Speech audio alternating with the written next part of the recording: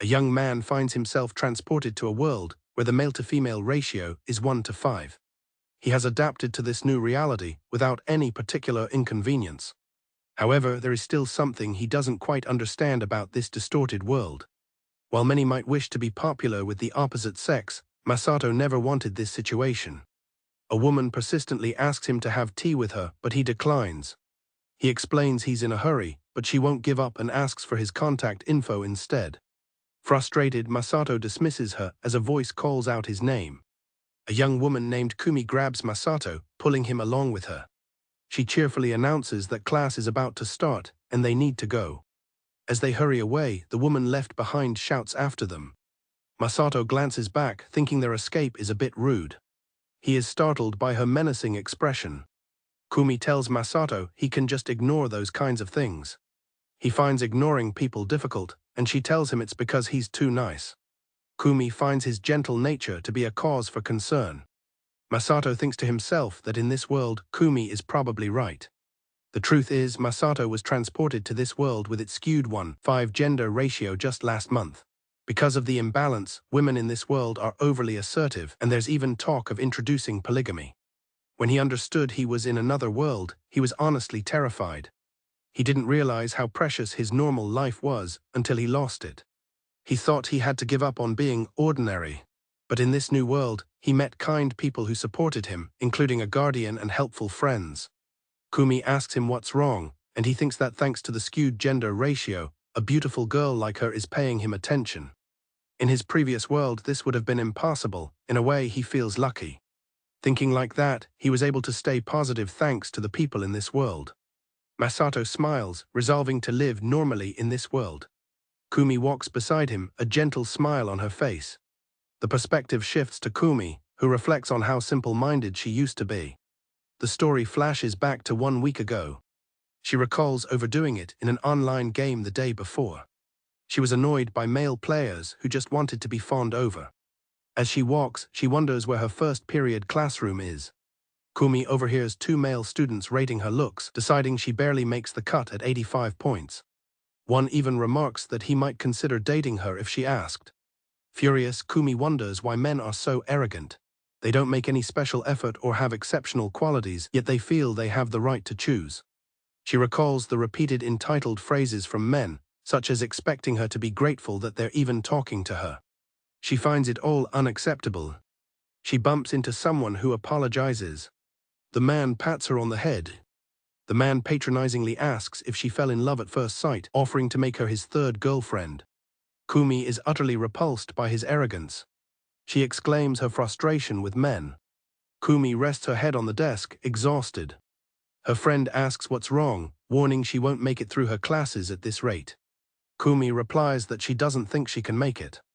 Her friend tells her she won't be popular like that, and that they must push through for their dream campus life. Her friend is determined to find a handsome guy. Kumi finds the sentiment unacceptable. However, she reflects that in this world, men are rare and valuable, placing them in the position to choose. She begins to wonder if her own way of thinking is what's not normal. During badminton club, Kumi's friend asks if she has anyone she's interested in. Her friend suggests the handsome Kado, but Kumi says she doesn't have anyone right now. She clarifies that it's not that there's no one suitable, but that she doesn't want a boyfriend. She explains she's tired of always being in the position to be chosen. She imagines her ideal man, someone kind to women who treats them as equals and has a clean appearance. Her friend calls such an ideal a luxury, something out of a fairy tale. She points out that Kumi is cute, but surprisingly not very aggressive. She warns her that if she doesn't pursue men more actively, she'll end up single. Kumi concedes that her friend is probably right. Kumi reflects that a girl like her, who makes no effort to be chosen, will surely end up alone. She sighs, checking her phone. She sees a notification that her class is cancelled. With no one around and nothing to do, she feels lost. Masato sits on a bench, looking utterly defeated. Nearby, Kumi notices him. She thinks he looks like he's in trouble and that there's no one else around. She imagines that if she helps, he might misinterpret her kindness or be ungrateful, but she thinks someone will help him out anyway. However, leaving him alone feels wrong. She wonders why, but there's something about him that feels different from others. She finds him handsome, but it's more than just his appearance, it's as if he's shining from within. Deciding she's just a little curious, she approaches him. She asks if he's trying to register for courses, and he confirms that he is. Masato explains with a gentle smile that his enrollment process was delayed. Kumi is stunned by his expression. She wonders if men ever smile so naturally like this. Flustered and stuttering, Kumi offers to help him out. She immediately panics, thinking he'll find her creepy and that he's probably put off. To her surprise, Masato's face lights up, and he exclaims that her help would be wonderful. Kumi is shocked that he isn't put off by her, and is amazed by his pure smile. Masato explains he is in her department and faculty. As he moves to sit, she wonders if this means he agreed, and if she can sit next to him without him freaking out. She thinks that if he is this nice, she might actually start crying in public. When he asks what's wrong, she quickly says it's nothing. Kumi is pleased to learn they're in the same department, thinking he's a helpful senior. However, Masato clarifies that he's a freshman too. This sends Kumi into a panic, convinced he'll think she had ulterior motives. Kumi laments not having any friends in her year, but Masato is just happy for the help. He introduces himself as Katasato Masato and asks for her name. Kumi recognizes that Masato is kind, friendly, and decent, and tells herself to calm down and smile. She tells herself not to be embarrassing and to put on a smile. With a bright smile, she introduces herself as Igarashi Kumi. Masato confirms her name, and she worries if her smile was proper. He shows her his completely blank schedule, admitting he doesn't know which classes to take. Kumi sees this as a perfect opportunity. She imagines suggesting he take all the same classes as her, allowing them to be together every day. Kumi nervously suggests they could have the same schedule. She rapidly explains the benefits, then immediately worries that she sounded creepy and that he would find seeing her every day to be torture. She braces herself, thinking this is the end. To her astonishment, Masato calls her a genius. He asks if she's sure there's no downside for her, and she insists it's fine. Kumi is baffled, wondering why he isn't suspicious of her motives. He asks to see her schedule, and she feels like she's in a convenient dream. Masato thanks her profusely for her help. He explains he's heading home because he can't attend class without his student ID. Kumi thinks about how much fun she had talking to him and looks forward to seeing him in class. She realizes that from now on she'll get to see him every day.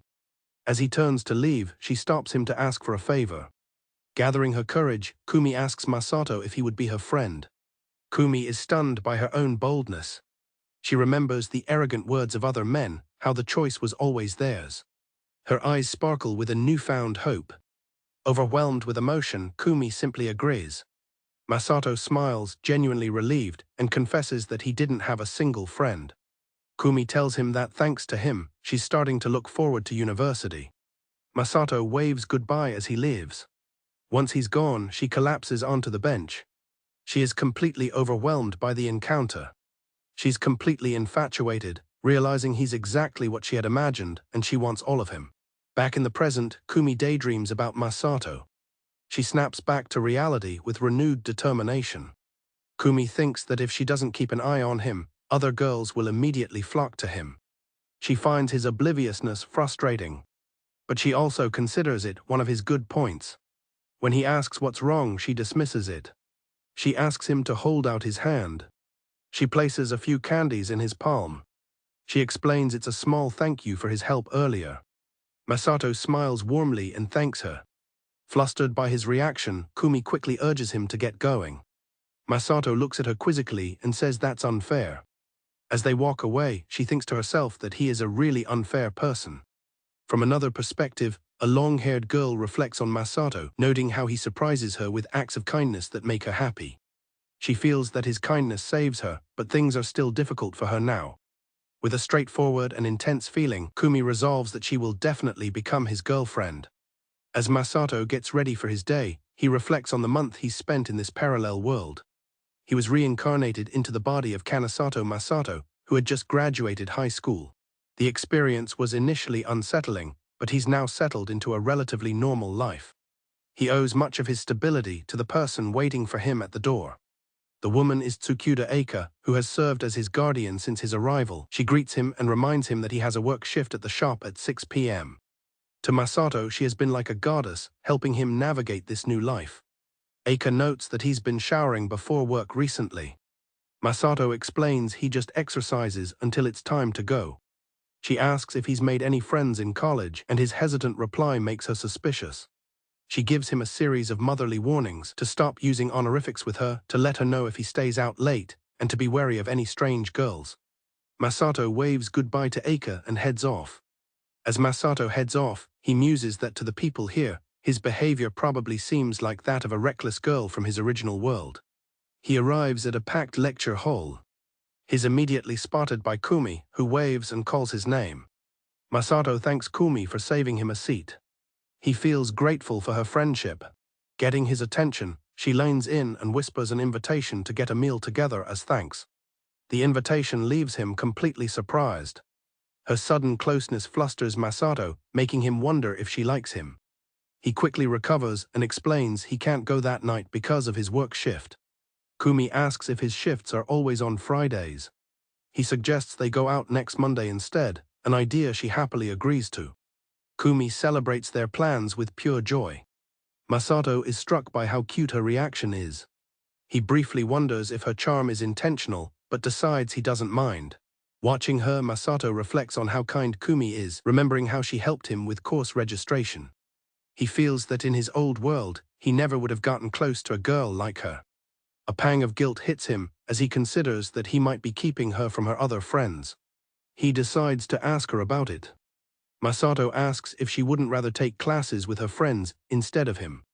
Kumi dismisses his concern, saying she can see her friends at her club or other times. He gently insists that she should spend time with them too, assuring her that he's fine on his own. Kumi turns to face him, her expression unreadable as she simply asks, "Why?" Her direct question catches Masato completely off guard, making him wonder what he said wrong. He sees that Kumi is smiling, but her intense gaze feels strangely unsettling. The perspective shifts, showing Kumi's point of view from before Masato arrived. She entered the lecture hall and, not seeing him, decided to save him a seat. While sending him a message to let him know, she briefly hesitated over whether to add a heart emoji. She worried it might seem too forward. Kumi reflects on the month she's known Masato. She feels his unguarded kindness is what allowed her to get close to him, but it also makes her worry constantly. She fears that another girl might take advantage of his good nature. She becomes fiercely determined to protect him. She resolves to stay by his side throughout college. Her determination is absolute. She even daydreams about protecting him beyond that, though she quickly dismisses the thought as just a joke. A flashback shows her receiving an adorable thank you message from Masato after she saved him a seat. The cute sticker he sent made her blush. It only strengthened her resolve to protect him at all costs. In her mind, Kumi feels it's time for their relationship to progress. She is certain she wants to be his girlfriend, but she is too afraid of rejection to confess outright. She decides the next logical step is a proper date outside of school. It would be a chance to learn more about his likes and hobbies. Seeing the saved seat as a perfect opportunity, she decided to make her move. She invited Masato out for a meal. Though she worried her approach was too bold, she felt it was necessary to get his attention. The conversation about his shift and scheduling for Monday plays out. When he agreed, she was absolutely ecstatic. Kumi is happily lost in thought, planning their date. Masato interrupts her daydream, once again asking if she's sure she wouldn't rather take classes with her friends. She denies it again, leaving him confused by her answer. Kumi explains that she wants to be with him, feeling their time together isn't enough, and then pointedly asks if he doesn't want to be with her. When he again insists he's fine on his own, she leans in close and presses him, asking why he's trying to push her away.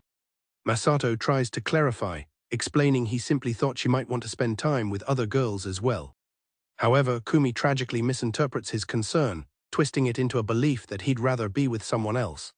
Her inner thoughts become desperate, pleading for him not to leave her. Sensing her distress, Masato quickly denies that he's pushing her away.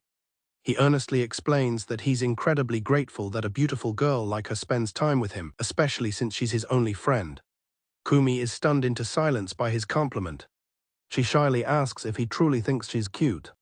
Masato confirms it without a second thought, adding that she should have more confidence in herself. His sincere words send Kumi into a blushing, flustered mess. Hearing the person she likes call her cute fills Kumi with overwhelming happiness. She's lost in a joyful daze.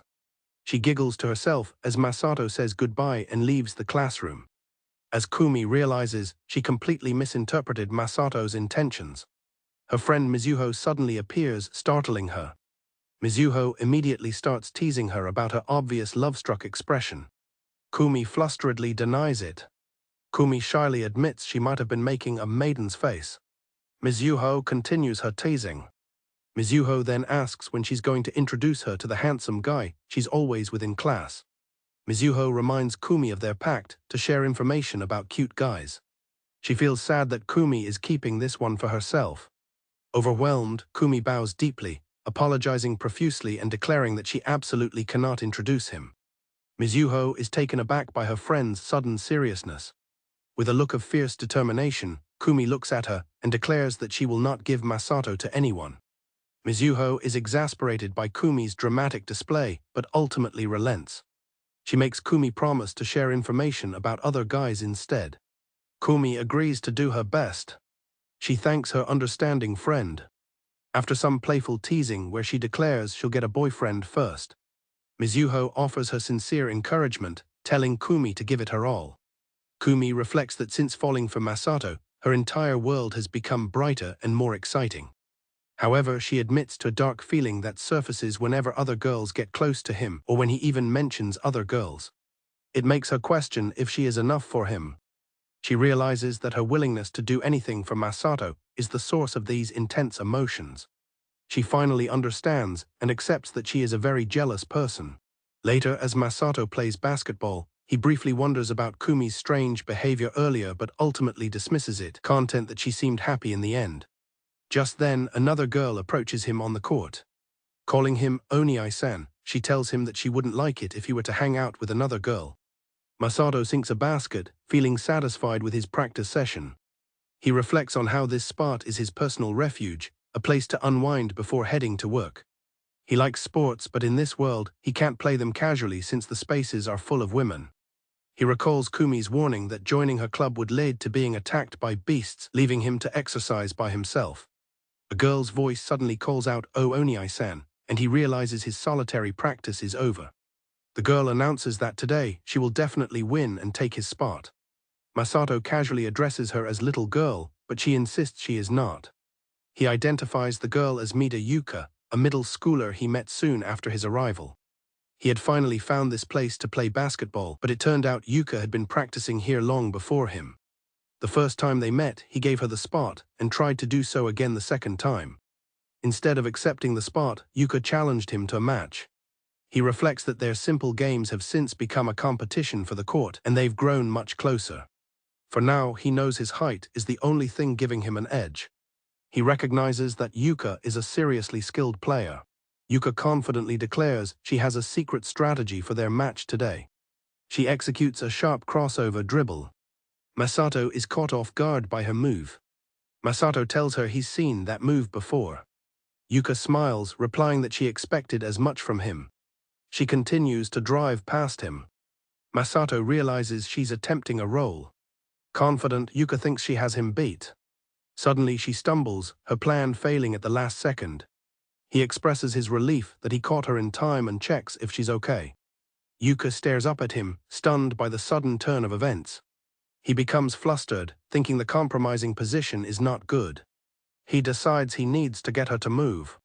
He calls her name, but she remains dazed and unresponsive. Yuka's mind goes blank from the shock and embarrassment. She wonders what is happening, her head spinning. She recalls that this was the first time she ever had a proper conversation with Oni-san. One of her friends, Rika, celebrated getting together with a boy named Shoya. Her friends then turned their attention to Yuka, asking about her own love life. Yuka quietly told them that she didn't have anyone she liked. The conversation shifted as her friends began talking about another classmate. The other girls commented on her bra and her being unnecessarily tall. Nearby boys remarked that no one likes tall girls. Her friends continued to tease her for standing out. Yuka felt isolated, wondering why she was teased just for being taller than everyone else. Yuka couldn't find the boys in her class attractive at all. She found playing basketball to be far more enjoyable. Her friends admitted they only joined the basketball team to get closer to boys.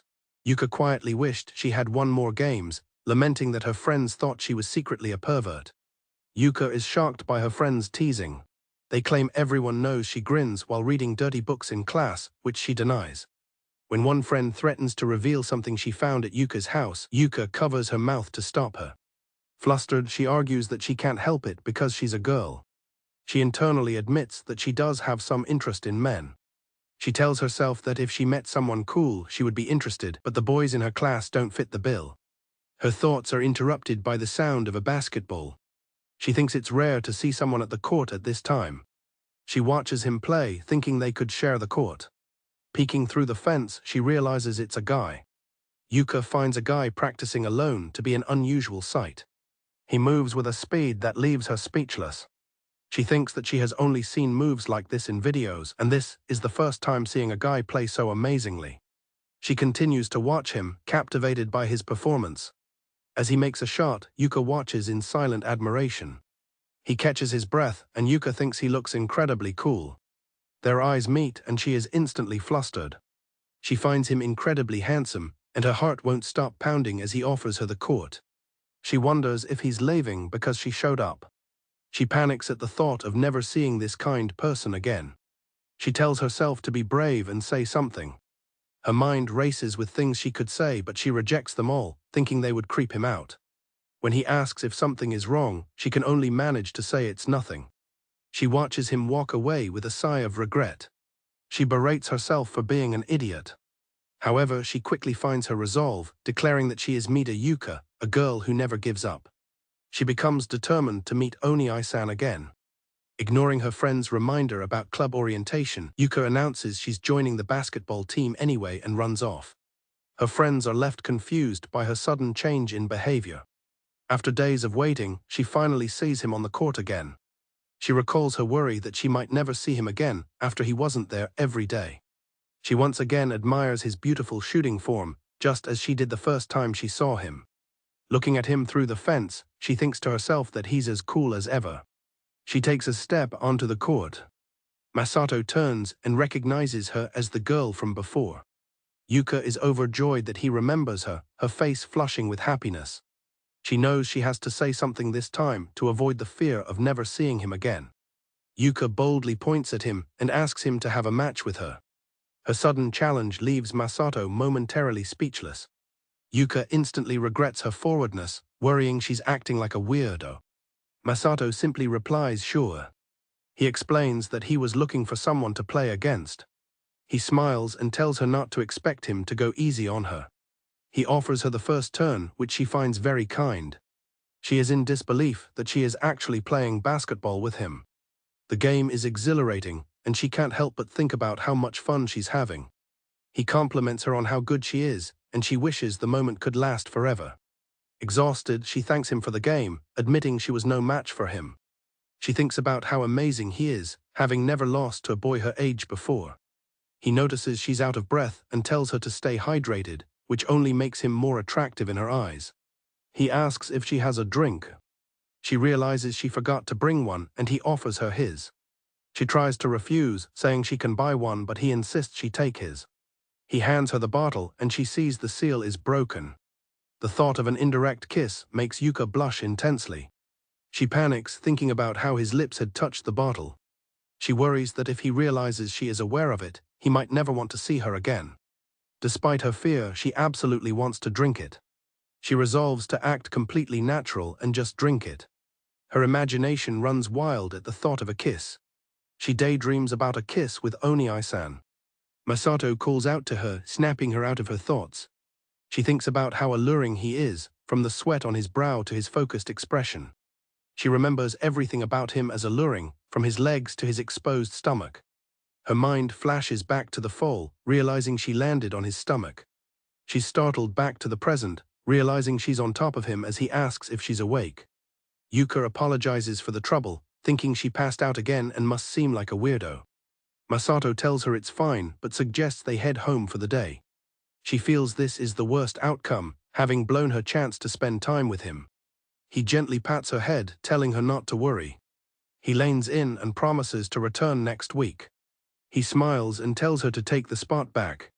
Yuka is flustered by how close he is. He offers her a towel to wipe her sweat. He explains that it's freshly washed and he has his own. She holds the towel he gave her, her heart racing. He compliments her fast roll, telling her to have more confidence. He adds that her improvement makes it fun for him too. He promises to see her next week. Yuka sits alone on the bench after he leaves. She thinks about how he always says exactly what she wants to hear. She realizes that since meeting him, she's understood how wonderful it is to like someone, and her heart is completely captivated. She buries her face in the towel he lent her, cherishing her feelings for her kind and amazing Oni-san. She is completely overcome with emotion, breathing heavily into the towel. She sniffles into the towel, overwhelmed. Tears well up as she whispers an apology to him. The scene shifts to a club where a woman refers to Yuka as a bad girl. At his job, someone calls for Masato, informing him he has a request. He greets a female client who sits close to him. He acknowledges the return of his client, Sara-san, as the chapter comes to a close. The boys' bar festa is lively with excited customers. A customer is completely charmed by her host, calling him amazing. Another table is equally thrilled, with the women fawning over their host, calling him cool. Masato watches the scene unfold as he gets a bottle ready for another table. He forces a smile for the customers, but internally he exclaims that he can't get used to this at all. While serving drinks, he finds it painful to witness the senpai who has always been kind to him acting so cutesy. He recalls that the condition Aika-san set for taking him in was that he work at her bar festa. Masato finds the flirty atmosphere and the constant flattery hard to get used to. Because he is underage, he is unable to drink with the customers. A woman at another table calls out to him, inviting him for a drink. She complains that it's no fun when he tells her he can't drink. Her host, Kazuto, steps in to handle the situation. Kazuto charmingly asks his client if she has him, or if she'd rather have a younger guy. The customer is easily won over, declaring she's happy as long as Kazuto is there. Masato thinks to himself that since all he can do is fake a smile and listen, he barely gets any customer requests. A coworker calls out to him, addressing him as Masato. The coworker informs him that he has a request waiting at table 3. He's told it's his usual customer, and Masato is surprised. As his coworker encourages him to take care of his regular, Masato realizes there's only one person it could be. He makes his way through the private booths. He approaches the woman waiting for him. Masato greets her with a simple, "Good evening." Masato recognizes the woman as Sara-san. He remarks that she came again, and she stammers that she just happened to have some free time. Smiling, he reminds her that she said the same thing the previous week. Sarah Machizuki sips her drink, thinking it's odd for an older woman like her to keep requesting someone so boring. She tells Masato that it must be tough dealing with customers like the one from before. He's surprised she saw the commotion. Masato agrees it's weird for someone who can't drink to work in a bar where everyone else is having fun, admitting it's his fault. Sarah agrees that it is indeed strange. Sarah tells him she doesn't care about that, and that he should be grateful she's the perfect match for him. She lets out a weak laugh. Masato smiles and agrees that it might be true. He sincerely tells the stunned Sarah that she is the perfect match for him and thanks her. Masato thinks that although Sarah is hard to read, she seems like a kind person.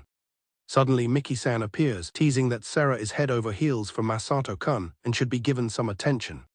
Sarah protests, telling them not to get the wrong idea and that she only came because her senpai invited her. Sarah insists she called him over only because he was the least bad option available.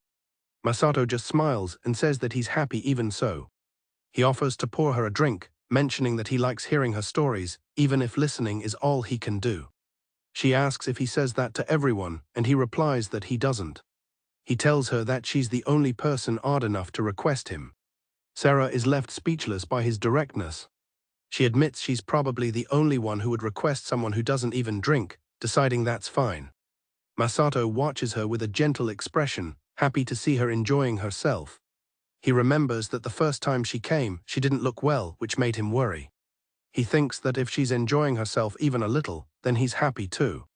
After all, he feels that a beautiful woman should be full of life. He tells her there's something he wanted to show her from the other day. He explains that he couldn't help but take a picture of a really cute cat behind the store. He shows her the photo, calling the cat his angel.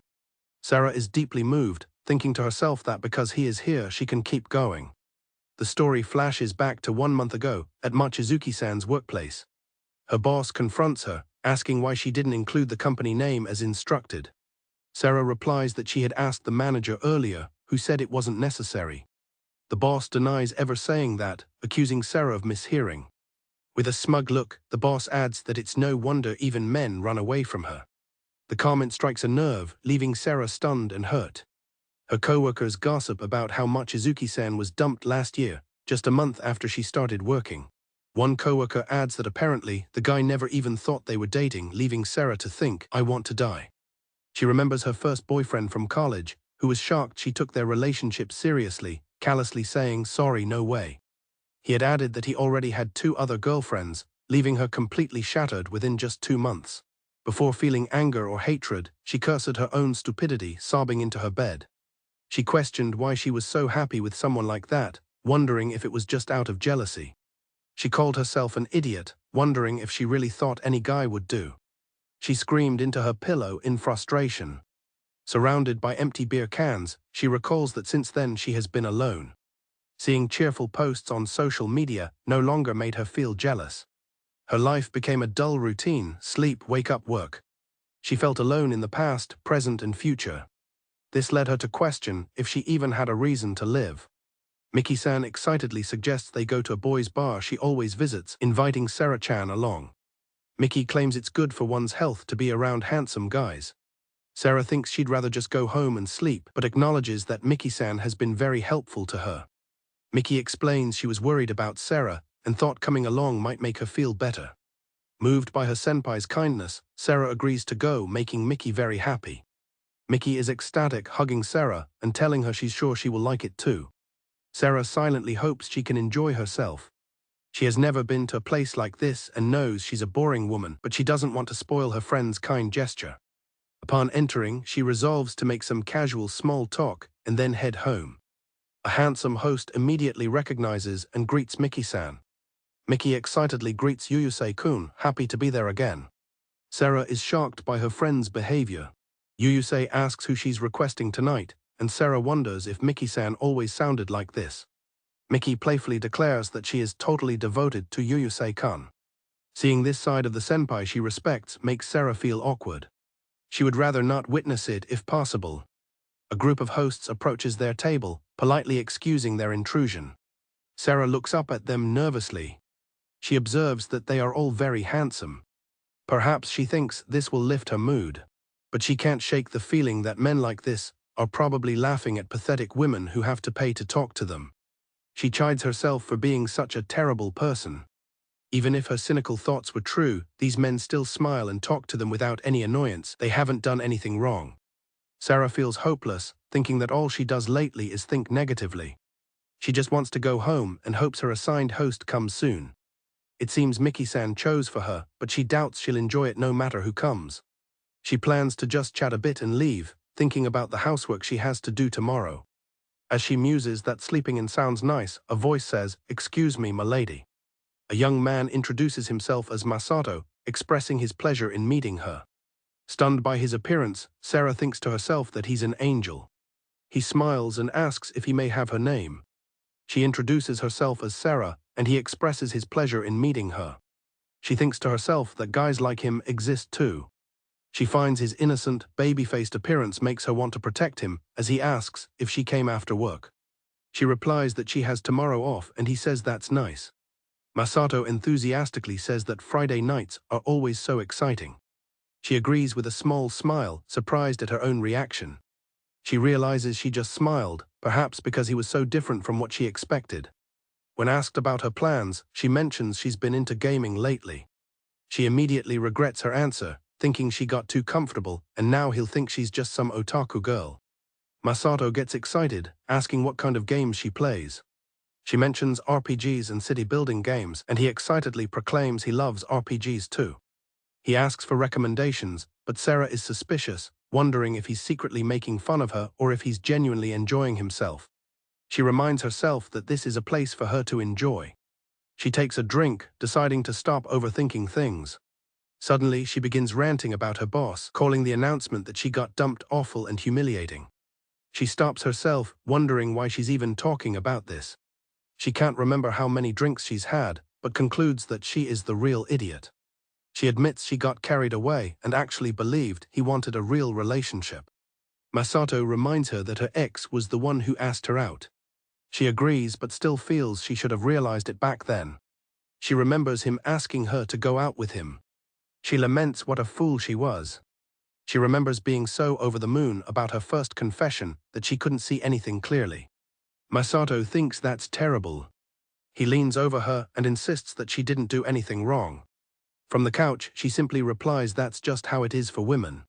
He argues that women don't even get to have a choice. Sarah looks up at him, confused, as she says she just can't accept that. He acknowledges the population disparity, but questions if that makes men superior.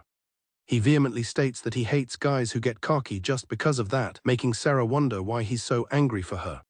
He argues that men can just sit back and wait, as women will flock to them and shower them with attention without any effort on their part. Sarah thinks to herself that the men she knows would never say something like this. Masato tells her gently that if it were him, he would want to date someone like her, Sarah-san. Sarah is left utterly speechless by his confession. Masato's words about her being beautiful and kind, and how her ex didn't know what he had, made something inside her snap. Since she met Masato-kun, her world has become much brighter, and she now works on bettering herself to be worthy of him, her angel. Looking at a picture of him, she thinks his name, Masato-kun. She smiles at her phone while lying in bed.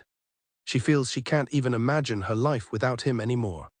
Miki calls out to Sarah, telling her they're leaving and asking how long she's going to keep flirting. Sarah denies they were flirting, trying to insult Masato by calling him lanky. In her mind, however, she thinks he's absolutely flawless and effortlessly cool, and her insult was a desperate attempt to find something wrong with him. Sarah buries her face in her hands, embarrassed and insisting she didn't mean to make fun of him. She apologizes for being such a pathetic adult. Masato acknowledges that he's lanky and asks if she can stand. He holds her hand and with a warm smile asks her to please come again. She thinks, "I like you." As Miki approaches with her order, she sees Sarah holding Masato's hand. Sarah knows she's being selfish, but she doesn't want him sitting next to any other woman. She looks at Masato and tells him, "You can't." She grips his jacket, telling him he can't smile at anyone but her or take requests from anyone else. Masato calmly agrees, telling her it's okay. Masato thinks about how he only works on Fridays. And every Friday, Sarah-san requests him like this, which he finds unfair. Sarah tells him that if he says things like that, she'll have to come every week. She thinks that honestly, just Fridays aren't enough. She wants to spend more and more time with Masato-kun. Miki grabs Sarah, asking what the two of them are flirting about. Miki accuses Sarah of taking advantage of the moment while she was paying. Miki teases her, saying, "You can't." Having seen something amusing, Miki declares it's time to hit another spot. Sarah realizes she can't even laugh at Miki's earlier act anymore. Sarah thinks that lately life has felt a little fun, largely thanks to Masato-kun. But she also acknowledges that it's thanks to her caring senpai. They part ways at the station, wishing each other well and agreeing to see each other on Monday. Sarah realizes they got so carried away that they stayed out past midnight. She realizes she's missed the last train. Her eyes widen in surprise. She sees Masato walking away on the same street. She watches him go, whispering his name. She begins to walk, following him. She tells herself that she shouldn't. As she follows him down the street, she knows what she is doing is a crime. And yet she continues on. Masato stops and turns around, as if he heard something. Sarah gasps, terrified of being caught. She frantically wonders if he saw her. He pauses for a moment. Then he continues on his way. Sarah collapses against a wall, sighing. She thinks that she always knew she was a filthy woman, but not to this extent. She is disgusted with herself. She sees the nameplate on his door, Katasato. So that's his name, she thinks. She pulls out her phone. She begins typing his name and address, telling herself she won't use it for anything. As she saves the information, she questions her own actions, admitting she doesn't even understand herself anymore. She stands outside his door, hearing the shower. She laughs weakly, realizing her own state. She leans against the wall, thinking that he's just on the other side taking a shower. The thought alone excites her, and she collapses to the floor. She cries against his door, thinking that she's broken. She slides down the door, overwhelmed by this feeling. She feels this momentum can't be stopped anymore as her phone continues to record. Eika-san informs Masato that a package has arrived for him from the foster care facility. As he unpacks, he finds some things are the same as what he had in his old world. However, there are also unfamiliar items, reminding him that he lived in a foster facility in his previous world. He learns that the Masato of this world also lived in a facility, making him wonder if they have switched places. Eika-san reassures Masato that she has decided to take care of him, regardless of his past, but tells him to let her know if he ever wants to return to the facility. Masato insists he wouldn't want that, expressing his gratitude. He cheerfully promises to repay her kindness once he graduates, which seems to amuse her. Eika-san gently pats Masato's head, advising him to enjoy his campus life for now. The kind gesture makes Masato wonder if this is what having parents feels like. He hopes his counterpart in the other world has also found someone so caring.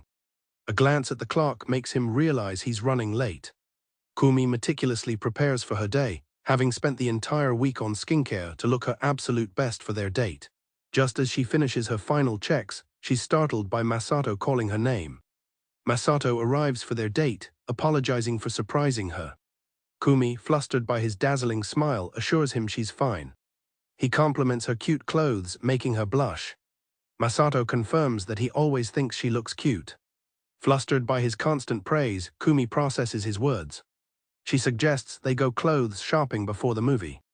When he doesn't respond immediately, she worries it might be a bother, but he quickly reassures her it isn't. Masato playfully accepts her offer, asking Kumi-sensei to pick out some cool clothes for him. Kumi eagerly accepts the challenge, promising to make him look even cooler as they head into a store. Later, inside the movie theater, Kumi apologizes for getting carried away with shopping. Masato reassures her that she was a huge help and that everything looked great on her. He adds that he enjoyed dressing her up and won't need new clothes for a while. They notice the theater is surprisingly empty, likely because it's a weekday. Masato mentions he's excited since he rarely watches romance movies, while Kumi feels a thrill knowing they're practically alone. As the previews begin, she silently wonders if he knows why she chose this genre. She was hoping it might make him notice her romantically. As the movie plays, Kumi glances over at Masato, completely absorbed in her own romantic thoughts. She finds herself wondering what his reaction would be if she were to take his hand right now. She wonders if he would forgive her for being so forward. She imagines making a move in the height of the moment. Gathering her courage, Kumi feels a wave of fear. She worries that if he pulls his hand away, she'll be too embarrassed to move. Despite her fear, she decides she just wants to feel his warmth, even for a second. She gently places her hand on his. The contact sends a jolt through her, her heartbeat drowning out everything else. Masato looks surprised but doesn't pull away. Kumi silently hopes he'll forgive her bold move as they continue to hold hands. After the movie, Masato happily exclaims how good it was. Kumi agrees, though internally she admits she could barely focus on the film. Masato remarks that it was nice watching a genre he doesn't usually see, while Kumi doubts he's truly aware of her feelings for him. He asks her to let him know if another good one comes out. Kumi is thrilled by his suggestion. Kumi eagerly agrees they should watch all kinds of movies together. She privately hopes that one day they'll be able to walk hand in hand. The next day, she's still basking in the blissful memory of their date. At the school cafeteria, Kumi's friend Mizuho waves her over. Mizuho is eating a large bowl of katsudon. She explains that she's eating it for good luck because today is an extremely important day. She's going for a victory. Mizuho dramatically declares she intends to win in love, shocking Kumi. When asked if she's going to confess, Mizuho confidently states she has a good chance. She believes she has a good chance with Kato-san from her club, as they talk a lot and often make eye contact. Mizuho teases a grinning Kumi about being on a roll. She then proposes a double date once she succeeds, but Kumi warns her that's a death flag. Mizuho is undeterred and promptly leaves to confess. Kumi worries about Mizuho. She recalls her friend's long history of being rejected, but knows she is resilient. Still, she has a bad feeling about Kato-san. Deciding to check on her, Kumi goes looking for them. As she searches the hallway, Kumi continues to look for her friend. She overhears a voice and stops in her tracks. It's Kato, speaking in a dismissive tone, saying he's only talking to someone because Satsuki told him to. Peeking around the corner, Kumi is horrified to see Kato coldly rejecting Mizuho. Mizuho looks crushed and can only apologize. Kato continues his cruel tirade, calling her confession a waste of time and telling her not to do it again. He tells her to know her place and keep quiet about it, which fills Kumi with rage. Kumi thinks she can never forgive him for hurting Mizuho. She curses herself for not recording the conversation. Kumi is angry that she couldn't expose his true self. Mizuho finds Kumi and chides her for eavesdropping. Despite her heartbreak, she puts on a brave face, dramatically lamenting her failed attempt. She pretends to be comically defeated to spare her friend's feelings. Mizuho sighs that things just don't go smoothly. She tells Kumi to put the double date on hold. Kumi tries to comfort her, assuring her she'll find someone much better. Mizuho then urges her to get to class. Mizuho says she's going outside to cool off and tells Kumi not to keep Masato waiting. Though she's smiling, Kumi can see that her friend is obviously faking her cheerfulness. Kumi reflects on Mizuho's strength. Even when she's hurting, she's positive and considerate of others. All Kumi wants is for her friend to be happy. Returning to the classroom, she sees Masato. He's waving and saving her a seat. Masato thanks her for the seat and gives her a handout. He says he's returning the favor since she's always the one saving a spot for him. His kindness overwhelms Kumi, who sees him as a flawless angel. In stark contrast, she views Kato as utter trash. Kumi seethes internally, thinking that garbage like Kato has no right to hurt Mizuho. Masato notices her troubled expression and asks if something happened. Kumi then begins to tell him what she witnessed. After hearing the story, Masato is furious. Kumi explains that Mizuho is too kind to expose Kato, even though she wants to speak up. She feels powerless because everyone is deceived by his friendly facade. She laments that people would likely believe him over them even if they told the truth. Kumi feels helpless, unable to support her friend. Masato agrees they can't forgive him, but suggests the best they can do is to become happier than him. He adds that one day, Mizuho will be able to tell Kato she found someone much better. Kumi agrees with his sentiment, her resolve hardening. She reaffirms her wish for Mizuho to find true happiness. Kumi thinks about how important Mizuho is to her. A memory of them walking happily together comes to mind. Mizuho's cheerful agreement echoes in her thoughts. Mizuho walks alone, thinking that Kumi is her most important friend. Suddenly, she is shoved from behind. She falls to the ground as someone yells at her to watch where she's going. On the ground and in tears, Mizuho looks down. She hears footsteps approaching. A figure stops in front of her. A male voice gently asks if she is okay. Mizuho looks up to see a kind-looking young man checking on her, a fateful encounter that aligns with Kumi's sincere wish for her friend to find love. Mizuho reflects on the idea of love, shaped by stories and music that portray it as a wonderful, fun experience. She yearns to fall in love and discover for herself what that sparkling feeling is truly like. She questions what it even means to like someone. While she can acknowledge that some people are handsome, it doesn't translate into romantic feelings. The kind of romance she's longed for has never happened to her, and she resigns herself to the idea that this is simply her reality. Remembering conversations with friends, she recalls being told that dating isn't so bad and that everyone makes compromises to find someone good enough. Believing she had to do the same, Mizuho decided to follow that advice. She tried hard to pursue someone, feeling that just having someone agree to go out was something to be grateful for. However, Kumi's voice cuts through her thoughts, asking if she's serious about settling. The memory of Kato's cruel rejection surfaces, his words echoing in her mind as he questioned why he had to be put through such an ordeal. Kumi listens as Mizuho explains that she wasn't angry because she understands her own desperation. Mizuho admits she didn't actually want to date him, she just wanted a boyfriend. She feels she's at fault too. Trying to lighten the mood, she playfully tells a concerned Kumi that she's jealous and might stir things up for her and Masato next time. Mizuho tries to rally her spirits, deciding it's time to switch gears and find a new guy. However, Kato's harsh words resurface, asking if she mistook his goodwill. The memory causes her to falter. His demand that she know her place silences her completely. The emotional turmoil manifests physically, and she stumbles, feeling her strength leave her. Finally alone, Mizuho can no longer hold back her emotions and collapses against a wall, crying. Later, on a train, she feels a wave of motion sickness. She berates herself for being so weak and pathetic. All she can think about is finding some medicine. She tries to reassure herself that in the bustling crowd, no one is paying any attention to her anyway. Walking through the city, Mizuho feels crushed by the rejection. She feels her mental strength is seriously lacking. Lost in her thoughts, she accidentally bumps into a passerby. The woman shoves her to the ground, yelling at her to watch where she's going. Her vision becomes blurry and indistinct. The impact knocks her contact lenses out. She can barely see as she kneels on the pavement, apologizing to the people walking past her. Feeling utterly miserable and pathetic crawling on the ground, Mizuho wishes she could just disappear. Just then, a kind voice asks if she's okay, breaking through her despair. She looks up to see a young man in a waiter's uniform looking down at her with genuine concern. The young man, Masato, offers to help her look for her contacts. Though she can't see him clearly, Mizuho is moved by his kindness. It feels as if a hero has come to save her. Overcome with embarrassment, she instinctively refuses his help, not wanting him to see her tear-stained face. Mizuho can't believe that someone would stop to help a pathetic girl like her. Suddenly, the noise of the city seems to fade, replaced by the deafening sound of her own heartbeat.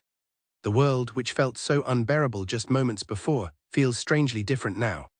In that moment, it feels as if they are the only two people in the world. After a brief search, Masato triumphantly announces that he's found it. Masato expresses his relief at finding her contact. He carefully places the contact lens on his handkerchief before handing it to her. He gently tells her to be careful. Touched by his polite and gentle demeanor, Mizuho thanks him profusely. When he asks about her other contact, Mizuho clarifies that only one fell out. She immediately panics, realizing she caused so much trouble over something she could have handled herself. Masato, however, simply smiles, relieved that everything is okay. Masato's kindness continues as he offers to find her a mirror, but Mizuho insists she's fine, not wanting to be any more of a burden. He tells her to be careful as he prepares to leave. As he turns to leave, Mizuho's heart pounds. She desperately wants him to stay, realizing she hasn't even asked his name. Watching him walk away, Mizuho is struck by how dazzling he seems.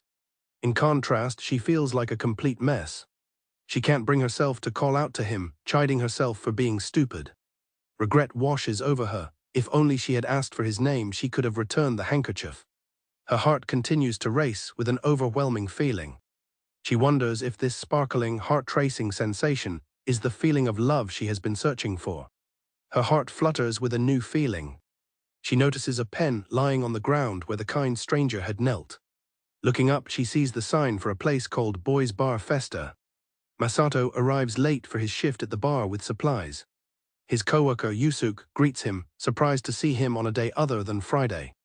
Yusuke playfully messes with Masato's hair, proudly taking credit for the new style. Yusuke boasts about a mark on his neck being from his girlfriend. Masato reflects that he respects Yusuke for not being arrogant with women. After their banter, Masato heads off to restock supplies. His thoughts drift to the girl he helped earlier, wondering if she's okay. He recalls that she was crying because she'd lost her contacts. After finishing his cleaning duties, he reaches for his pen to sign the checklist. He realizes his pen is missing. Just then Yusuke calls out, telling him to get changed for a customer request. Yusuke informs him that his regular Sarasan has arrived. Masato is surprised, as she rarely comes on any day other than Friday. With no time to fix the hairstyle Yusuke gave him, he worries what she'll think. Meanwhile, Sarah observes him, thinking his hair is a definite no-go. Masato heads toward her table to greet her. Sarah sits quietly at her table, her head bowed as she waits for Masato. Masato approaches Sarah, noticing she seems down. He wonders if something bad happened at work. He resolves to cheer her up, as he feels it's his job. Sarah explains she saw him entering the shop while she was out. He clarifies that he wasn't scheduled to work with customers, which is why he was in his backroom uniform. When Sarah comments on his hair, Masato explains that a senior styled it for him. Sensing her mood, he gently tells her that although he doesn't know what happened, she can feel safe to say whatever is on her mind. Masato smiles and says he genuinely likes listening to her talk. His simple, kind words are enough to make Sarah's composure crumble. She begins to cry, apologizing over and over. She finally admits that she saw him earlier. Sarah confesses that she saw Masato with the other girl. She recounts the scene, describing it as something out of a novel, a fateful first meeting between a prince and a princess. In this fairy tale, she's forced to ask herself what role she plays. She casts herself as a mere background extra, a side character watching the fateful encounter from the sidelines, hopelessly admiring the prince. But she violently rejects this notion. She refuses to accept such a passive role. Sarah believes it should be her. She is the one who should be with Masato. She internally scoffs at the other girl, noting her messy appearance. She clings to the hope that if her rival is like that, then she must still have a chance. A wave of self-disgust washes over her. She feels pathetic for being jealous of the story's heroine, recognizing her place as a mere background character. In her thoughts, she apologizes to Masato, admitting that she ended up stalking him. Sarah knows that what she's doing is a crime, and has considered deleting the data on her phone many times, but she just can't let it go. Her mind races with questions she wants to ask Masato about the girl. She holds them back, clutching her head in anguish. As Sarah struggles with her turmoil, Masato gently reassures her that it's okay. He tells her that he's sure she's not in the wrong. He says this because he knows she is a really good person. Overwhelmed by his unwavering kindness, Sarah breaks down completely. She apologizes again. Through her tears, she apologizes for everything, for stalking him, for witnessing the scene earlier, and for feeling such ugly, intense jealousy. She admits she was terrified that he would end up hating her. Calling herself the worst woman ever, she throws her arms around him. She hugs a startled Masato tightly. Masato gently comforts her, patting her back and telling her it's okay because he knows she's a kind person. Sarah, however, believes she is truly the worst. She has realized something. It is an incredibly selfish truth. In her mind, she decides it's all Masato's fault.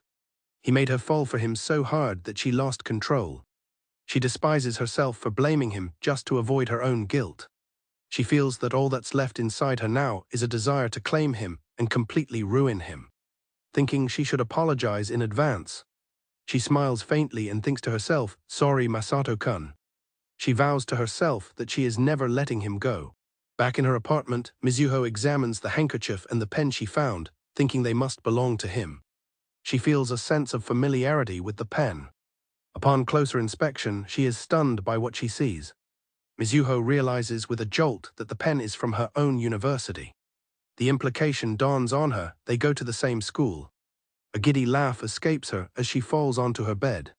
For the first time, her heart is pounding, sparkling with excitement, and all she wants is to see him again. The threads of destiny, entwined between Sarah's dark obsession and Mizuho's newfound hope, have finally begun to move in an unexpected direction.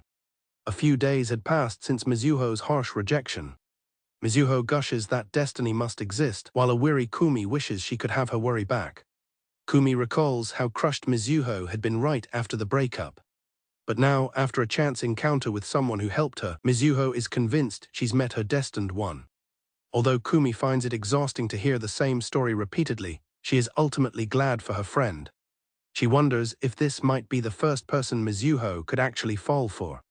Mizuho sits thoughtfully, believing this is what it truly means to love someone. Mizuho breaks the tension, admitting she was just kidding. She earnestly asks Kumi to help her find the guy. Kumi points out that the pen he had was the same one given to all new students, making the search difficult. She then brings up the most crucial problem: Mizuho doesn't even remember what he looks like. Mizuho encourages her friend not to give up. She insists she'll remember him once she sees him, recalling his slicked-back hair. She holds the handkerchief, determined to return it to him. Mizuho compares herself to the crane in a fairy tale, determined to repay the kindness she was shown. Kumi receives a text from someone named Masato. She recalls keeping friends away from Masato, but thinks she doesn't have to worry now that Mizuho has found someone else. Kumi felt bad that Masato had no friends besides her, believing it was partly her fault. She calls out to Mizuho and asks if she wants to go to the next lecture together with Masato. Mizuho is surprised, questioning why now since Kumi had never let her meet him before. Kumi explains that since Mizuho has found someone else, there's no longer a need to worry. Kumi is certain that if Mizuho talked to Masato for even 30 seconds, she would completely fall for him. Mizuho feels like she's being made fun of. Despite feeling teased, she admits that she's happy.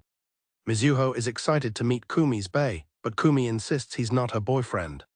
Kumi warns her not to say anything weird, but Mizuho promises to be her official promotional ambassador. Mizuho eagerly encourages Kumi to just confess her feelings already. Masato receives a text from Kumi asking if her friend can join them for class. He realizes today is the day he'll meet her friend. He's happy to expand his circle of friends, but more than that, he's relieved Kumi hasn't neglected her own friendships. He had worried that she was becoming distant from her friends because she was always looking after him. Kumi spots Masato and waves him over. She cheerfully introduces her best friend, Tanasaki Mizuho. Mizuho is impressed upon seeing him. Masato thinks Mizuho is cute in a different way than Kumi. Kumi introduces her friend, Katasato Masato. Masato greets Mizuho politely, saying he's heard a bit about her from Kumi. An awkward silence hangs between them. Masato grows flustered, wondering if he came on too strong or was creepy. Kumi calls out to a seemingly dazed Mizuho. Mizuho snaps out of it, apologizing for her surprise and finally introducing herself. Mizuho leans in close to Masato, declaring that he's definitely handsome. Kumi tries to get her to back off, but Mizuho playfully acts scared. Masato just laughs, thinking she's a lively person. Mizuho properly introduces herself as Tanasaki Mizuho. They bow and shake hands as Masato introduces himself as well. He can't help but notice how small her hands are. Masato observes that Mizuho is even more petite than Kumi. Her small frame makes him worry that she might break somehow.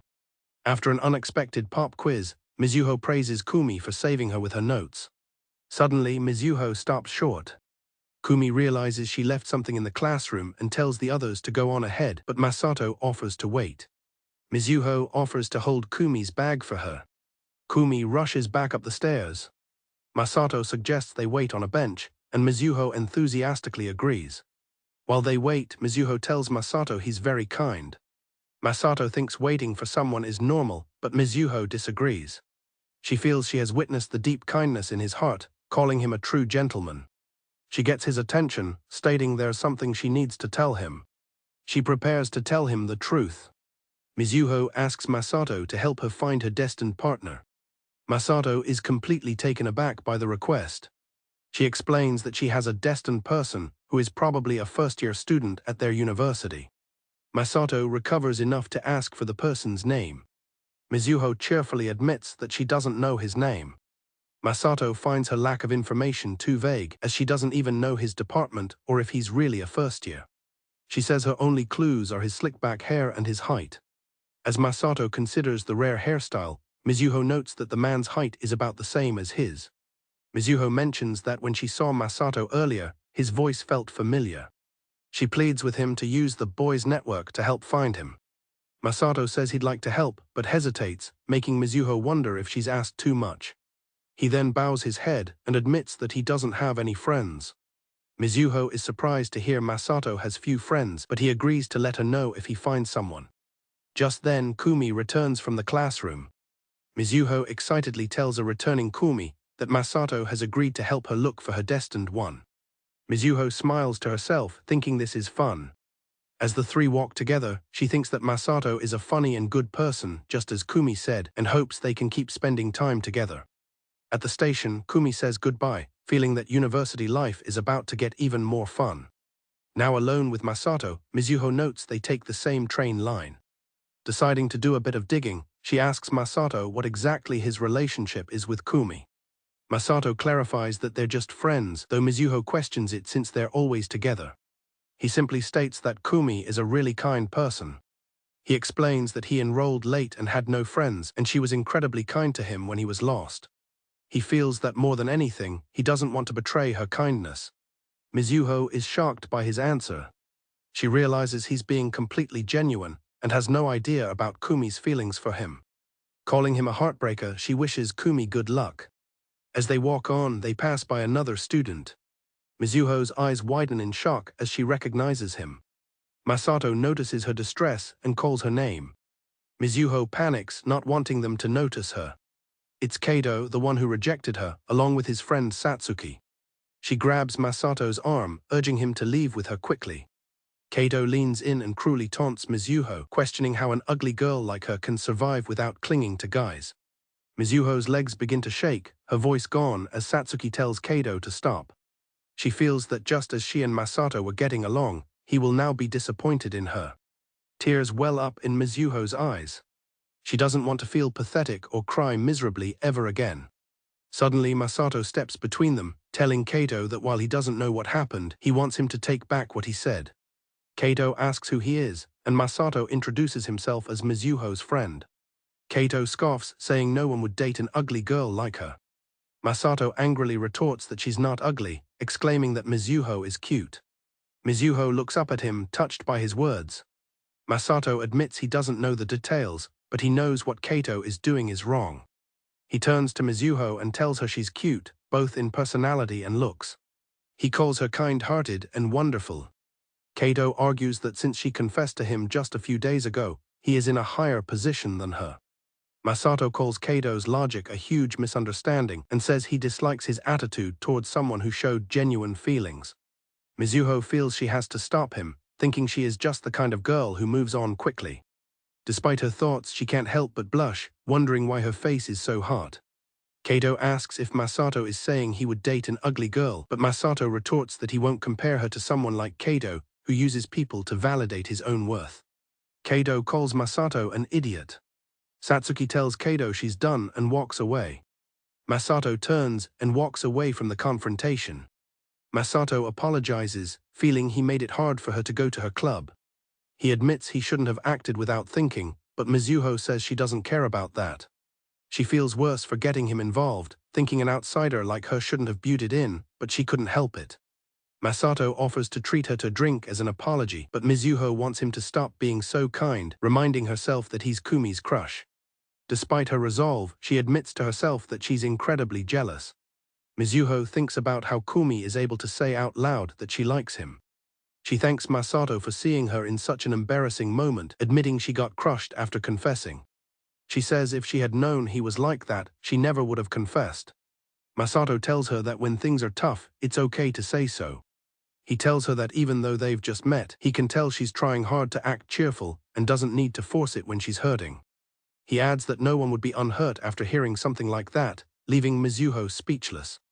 Flustered by the emotional moment, Masato announces he'll go buy some drinks and tells her to wait. After Masato leaves, Mizuho is left alone. Her legs give out and she sinks to the floor. She wonders if she was always this easy to sway, admitting that it hurts. She knows what this feeling is but can't put it into words, telling herself she has to hold back. She reminds herself that she has a destined one and that Masato is Kumi's crush. Mizuho finally lets her emotions out and begins to cry. Masato returns with Kumi, who sees her friend crying and apologizes, and Mizuho tearfully apologizes back. Mizuho cries thinking about love. She realizes that liking someone is incredibly difficult as her feelings overflow. On a Friday, Yuka reflects that this has become the day she looks forward to most. She holds a basketball, eagerly anticipating her time with Oniai-san. She recalls the previous week being particularly tiring. She remembers complaining about why only the first years had to do such strenuous work. A friend notes that Yuka seems to enjoy the work because she gets to see Oniai-san after school. She then asks Yuka where she's been going on Fridays lately, causing Yuka to become flustered. Her friends immediately jump to the conclusion that she is meeting a guy. They tease her about having a boyfriend, which Yuka vehemently denies. Yuka internally clarifies that her relationship with Oniai-san is innocent, he's just teaching her basketball. She daydreams about Oniai-san being her boyfriend, but can't let the thought slide. Her friends, now curious, decide they want to follow her to see what kind of guy he is. Yuka panics, absolutely forbidding it. She imagines her friends fawning over the kind-hearted Oniai-san, a scenario she desperately wants to avoid. Yuka worries that her special time alone with Oniai-san will be ruined. Her thoughts are interrupted by the arrival of her second-year senpais. Yuka timidly greets them. She recognizes her assigned mentor, Mida, whom she finds intimidating. Mida immediately asks if Yuka has got a boyfriend. Yuka insists it's a misunderstanding. Mida dismissively bets that the guy is probably ugly anyway, which strikes a nerve with Yuka. After Mida and her friend leave, Yuka's friends comment on the senpai's nasty personality. Yuka thinks that while she can tolerate being teased, she cannot forgive someone for insulting Oni-san. Furious that her senpai insulted Oni-san, Yuka clenches her fist. She decides that is the one thing she will not forgive and rushes home. She feels that seeing him is the only thing that can make her feel better after a bad day. While changing, she remembers a towel she borrowed from him that she needs to return. Picking it up, she finds that a little of his scent still lingers. She can't resist bringing the towel to her face for just a moment. The scent from the towel completely overwhelms Yuka. She feels like she's melting from its destructive power, even though it's been washed. She rationalizes her actions, thinking she's done nothing wrong. She decides there's no harm in indulging just one more time. Yuka is startled when her mom walks in and asks what she's doing. Her mom reminds her that she's just bringing the water bottle Yuka asked for. Yuka quickly grabs her things and dashes out. As she leaves, her mom wonders if she even checked the weather forecast. Yuka bounces a basketball as she makes her way to the court. Oni-san greets a newly arrived Yuka. Internally gushing over how cool he looks, she boldly declares that she'll finally beat him today. He then calls her by just her first name, Yuka. She loves it when he drops the honorific. In a moment of boldness, she grabs his shirt. He seems a bit surprised by her action. Yuka formally states that as rivals, he shouldn't hold back. Oni-san agrees, telling her to feel free to just call him Yuka. Internally, she cringes, thinking she sounded like a samurai. He simply chuckles at her intensity. Oni-san laughs, agreeing with her serious tone. He then playfully challenges her back, declaring that he's taking the spot again today. Yuka is overjoyed by his response.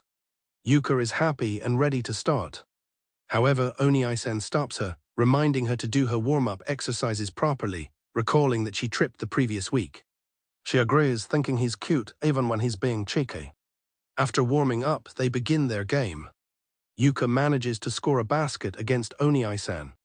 She celebrates her success. He admits that he was seriously trying to stop her. He compliments her, noting she's getting much better and might actually take the spot back from him.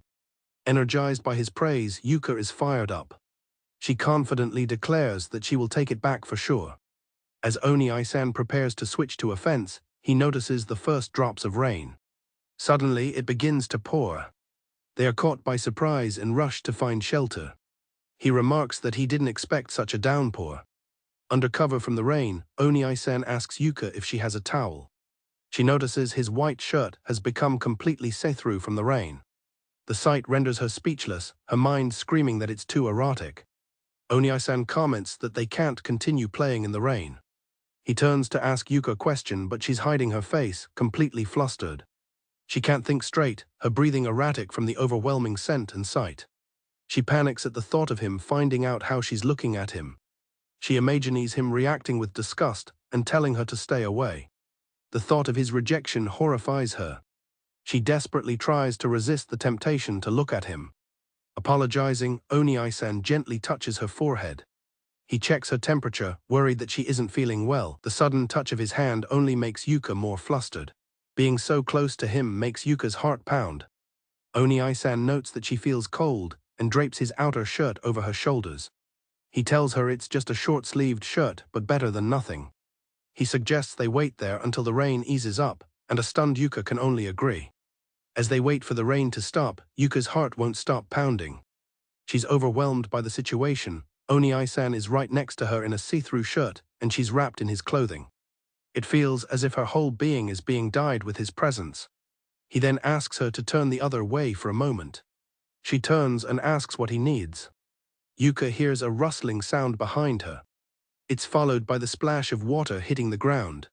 She realizes he's wringing out his wet shirt. Flustered, she tries to stop him, thinking he must have brought a spare. He asks if she's questioning him taking off his clothes.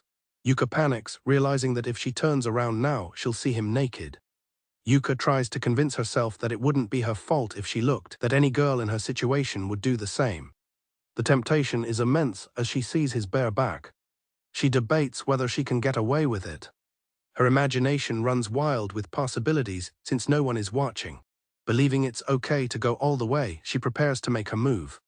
Just then, he announces he's found his spare shirt. Just as he turns around, Yuka lunges forward, losing her balance. Dizzy and embarrassed, she feels a wave of regret. She realizes she was a coward after all. Later in the girls' basketball locker room, her teammates congratulate her. Yuka's friends congratulate her on making the starting lineup for an official match. She thanks them, admitting it's her first time. Though happy, she feels a sense of responsibility to get results for her teammates who didn't make the bench. Their celebration is cut short when a first year is called out. Mida berates her for not cleaning the floor properly. She questions if the floor was cleaned at all, worried someone from the volleyball team might get hurt. Even though the younger players insist they cleaned, Mida forces them to do it again. Yuka recognizes it as harassment. Steeling herself to endure it, she's stopped when Mida calls her name. Mida aggressively confronts Yuka, telling her not to let her new position go to her head. She claims Yuka is only a starter because she's in the coach's favor. Yuka knows the truth. Mida, who wasn't even a bench player, is simply obsessed with tearing her down. Yuka overhears the senpais complaining about a younger student being in the lineup, finding it frustrating since they don't even practice. Deciding that clubs are complicated, she heads off to do some sprint laps. On Sunday, Yuka arrives at the court to find Oni-san isn't there. Still bothered by the incident with her senpais, she decides to practice. She reflects on how much she has improved since training with Oni-san, and that making the lineup is all thanks to him. Yuka decides to try and copy Oni-san's moves. She admits to herself it's because she likes him. She has memorized his every move, able to picture him perfectly in her head. She puts this knowledge to use, practicing his techniques.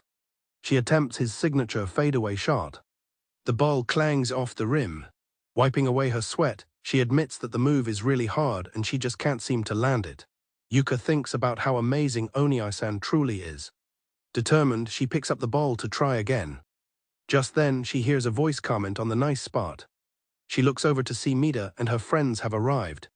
The group approaches, commenting that they weren't done practicing and that someone is already there. Mida calls out to Yuka, feigning surprise at the coincidence. Yuka is shocked, wondering why they are here. Yuka realizes they must have followed her. Mida sarcastically praises her for doing extra practice. Wanting to de-escalate, Yuka decides to back off quietly. She tells them to go ahead as she was just leaving. But as she turns to go, Mida grabs her arm. Mida stops Yuka, mockingly asking if she's being too cold. With a sinister smile, she insists they practice together. Defeated, Yuka can only agree. The senpais taunt Yuka, asking if she's already worn out and if she thinks she can handle an official match like this. Yuka, exhausted and sweating, wonders how much time has passed. She loses all track of time, unsure if it's been 30 minutes or an hour. While the upperclassmen take turns resting, Yuka is forced to run non-stop. Mida then suggests a 2-on match, sarcastically calling her the star first year. Desperate and panting, Yuka pleads for some water. They ignore her, throwing her the ball. They tell her to hurry up for offense. Yuka quickly realizes they have no intention of playing fairly. Her supposed teammate isn't even trying. She tries to push through, but her body is failing her. It's effectively a 2-on-1. Her legs won't move from exhaustion and Mida taunts her, suggesting she should just withdraw. Mida reveals her resentment, yelling at Yuka to think about how her friend Ayako feels. Yuka recognizes a boy watching as Ayako's boyfriend. The scene flashes back to the team meeting where the bench members were announced. Ayako had approached Yuka. Despite being benched, Ayako warmly congratulated Yuka on making the starting lineup. Remembering Ayako's kindness and encouragement, Yuka had resolved to work hard for her sake. Back in the present, she stumbles from exhaustion as Mida aggressively asks what's wrong with her. Mida shoves Yuka hard. Yuka falls to the ground in pain. The pain is overwhelming and she can't breathe. The taunting laughter of the senpais feels like demonic figures closing in on her. In tears, she wonders why she has to go through this. All she wants is to play the basketball she loves. The senpais tell her to get up, mocking her skills. She finds she has no strength left and can't get up anymore. She doesn't want to lose, especially not to people like this. Tears well up in her eyes as despair sets in. A voice cuts through the taunts, remarking on how much fun they seem to be having. Oni-san stands there, having arrived in her moment of need. Yuka looks up through her tears, surprised to see him. Masato wakes up to messages on his phone, one of which is from Kumi. He remembers their conversation about her being confident in her softball skills. He also sees messages from Sarah and Yuka, noting how diligent Yuka is for already being at practice. He feels a sense of protectiveness, wondering if this is what it's like to have a little sister. Feeling that he might lose to Yuka in terms of diligence, Masato decides he should get some exercise too. As he looks outside, he's surprised by what he sees. It's Yuka on a nearby basketball court. Approaching the court, Masato initially wonders if Yuka is just practicing with her friends. However, he quickly senses that something feels off. The way they're playing against her seems unusually aggressive. He hesitates to intervene, worried he might be misunderstanding the situation. His hesitation proves to be a mistake as one of the girls violently shoves Yuka to the ground. Seeing this, Masato immediately steps in. His expression hardens with anger as a tearful Yuka calls out to him. The girls demand to know who he is, defensively stating that they're in the middle of club practice. Masato coldly retorts, asking if ganging up on one person and laughing about it is what they call club practice these days. Yuka watches in awe, realizing this is the first time she has ever seen him truly angry. After dealing with the bullies, Masato checks on Yuka, handing her a drink. He apologizes for being late, and his gentle touch as he checks on her makes Yuka blush. Masato feels a sense of joy, reacting to the situation on its own. One of the girls asks Masato what he's trying to accomplish by bullying Yuka. He turns the question back on them, and they claim they were just testing if she was fit to be a starter. They insist their intentions were pure, and it only escalated because Yuka wasn't good enough. Yuka refutes their claim, stating that they were trying to hurt her to force her out of her starting position. Masato asks Yuka if she feels well enough to move after resting for a bit. He encourages her, telling her to show them just how strong she really is. Filled with renewed determination, Yuka agrees. Masato then proposes a match to settle things. He suggests that he and Yuka will team up against the four of them. When one of the girls scoffs at the idea, he adds a condition, stating he won't even jump. The head bully scoffs, saying they are seriously underestimating them due to the height difference, but agrees. Masato states that if they win, the girls must acknowledge Yuka as a proper starter. The bully counters, asking if Yuka will withdraw from the lineup if she loses. Yuka is conflicted, not wanting to step down.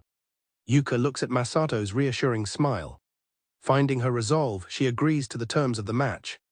With newfound confidence, Yuka announces that they accept the challenge and have no intention of losing. They decide to start on offense. As Masato gets the ball, Yuka thinks to herself that she knew it would come to this. Yuka warns Masato that two of their opponents are among the best players on the team. Despite the odds, Masato begins to dribble, easily moving past the first two defenders. The girls are shocked by his speed, unable to keep up. One yells at her teammate for letting him get past so easily, but the other can only protest that he's too fast.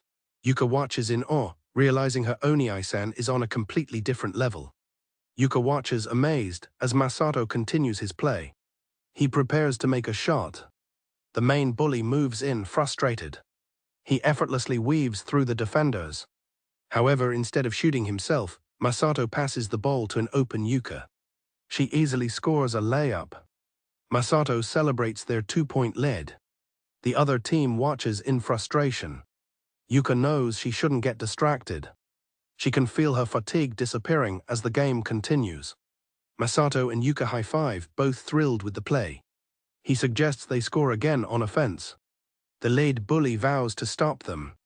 Yuka realizes that Masato could have easily scored himself on the last play. She understands that he passed to her because he trusts her. Determined to prove that all her hard work has paid off, she resolves not to rely on him to carry her. The bully watches, exasperated, as Yuka prepares to make her move. Yuka skillfully sinks another basket, a testament to her practice. On the other team, one of the girls yells at their male teammate, Shaosuke, for not moving properly, questioning if he cares about Gako's spot on the lineup. From the sidelines, Yuka's friend cheers for her nice shot. Yuka celebrates the successful pass with Masato. He encourages her to take the ball and break through next time. He promises to be in position for a pass just in case. Yuka agrees, ready for the challenge.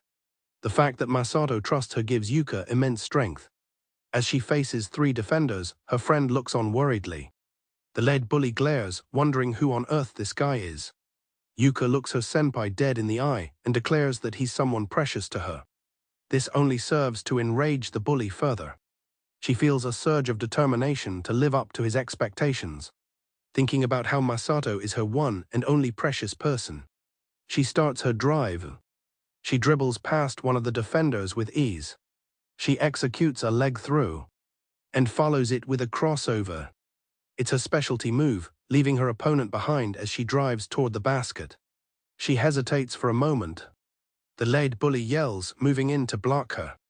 Yuka knows this is bad, she's going to be blocked. With no other option, Yuka leaps into the air, attempting a difficult fadeaway shot. The bully is shocked by the move. Yuka has seen Masato perform this shot countless times. She knows it's okay because she's practiced it so many times. She feels confident she can do it too. From the side, Masato watches, thinking to himself that he only mastered that shot when he was in high school. The ball sinks through the net, securing their victory. After the match, a senpai from the boys' basketball team intervenes. The bullies end up apologizing to Yuka for their behavior. She suspects he did more behind the scenes to resolve the situation than he lets on. Later, Masato tells Yuka her final shot was amazing. She thanks him profusely. She deflects the praise, saying it was all thanks to him and that she was just copying his moves. Yuka bows and thanks Masato again for helping her. He apologizes for not intervening sooner. He explains that he had been watching but didn't realize it was bullying until he saw her get pushed. He regrets that she got hurt because he didn't notice earlier. His kindness nearly brings Yuka to tears. Masato tells Yuka he's glad he got to be on a team with her. He praises her skill, saying she'll surpass him in no time. She replies that she was just happy to play with him. As she protests, he suddenly tells her to wait a second. He takes her arm and leans in close. Yuka's mind goes into overdrive, her eyes swirling as she panics. She thinks he's about to kiss her. Her thoughts race about having her first kiss outside. The day's events feel like fate, and the situation seems perfect. Preparing herself, she closes her eyes, ready to give her first time to someone special. Yuka opens her eyes in confusion as Masato places a band-aid on a scrape on her elbow. He smiles, apologizing for not noticing she was hurt sooner. His obliviousness to the moment leaves him momentarily stunned by her intense reaction. Overwhelmed, Yuka suddenly throws her arms around Masato in a tight hug. He's taken aback and asks her what's wrong. She buries her face in his chest, her feelings all jumbled up. Yuka realizes it wasn't a kiss, but she's so happy that he cared for her, she decides to let all her feelings out. Masato gently strokes her hair and tells her she did great. He smiles and tells her she was really cool. Overcome with emotion, Yuka looks up at him with tears in her eyes and confesses that she likes him so much. In that moment, Yuka feels like she can't see anyone else but Masato. As if to confirm her feelings, she holds him tightly in her arms. Later that night, Masato relaxes in his room. Before sleeping, he decides to reply to his messages. He sees a thank you from Yuka, a text from Sarah, and a message from Mizuho, which makes him worry. He reflects that most of the people he's become close to in this world are women. He replies to Kumi, who is asking about his plans for tutoring the next day, and wonders if his student is a girl. As he drifts off to sleep, he thinks about how 2 months into his new life, things have worked out surprisingly well. He thinks that everyone he has met has been a good person. Meanwhile, Kumi lies in her bed, still waiting for a reply. She's especially concerned about his tutoring job, wondering if his student is a girl. She muses that falling for Masato has brought new worries as he's surrounded by so many girls. She knows he's attractive, but is frustrated by how unaware he is of it himself. Despite her anxieties, Kumi strengthens her resolve, deciding she's not backing down, no matter who her rival is. Just then, her phone pings with a notification. Startled, Kumi grabs her phone. She prays that Masato's tutoring student is a boy, or at least a young child. She considers the possibility that it might be a high school girl. She anxiously checks the message, her expression shifting as she reads it. The message reveals that his student is a second-year high school girl. Elsewhere, a long-haired girl named Aki sits at her desk. She thinks about her tutoring session with Masato the next day. Shiori wonders if she would be accepted as the hero's partner. Masato checks his phone, noticing his part-time pay is suspiciously high. He suspects Aika-san, who got him his 2 jobs, is helping with his expenses. One of his jobs is at a boys' bar, which he finds difficult to explain.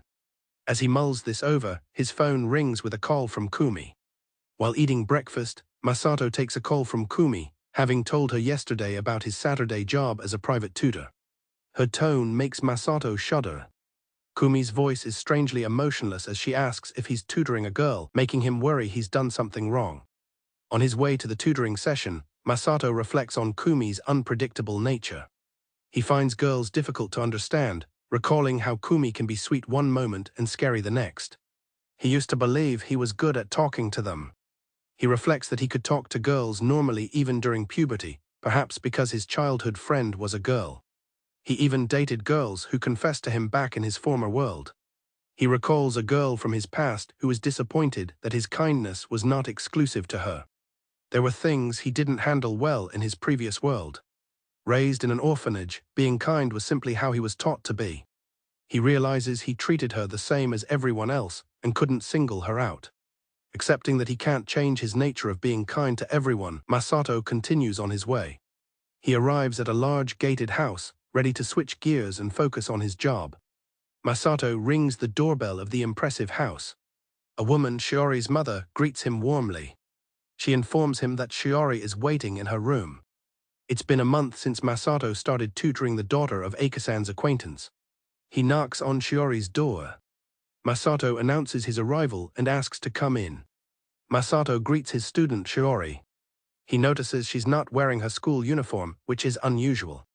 Shiori explains she felt it was weird to wear her uniform on a day off. Masato compliments her dress, saying it really suits her.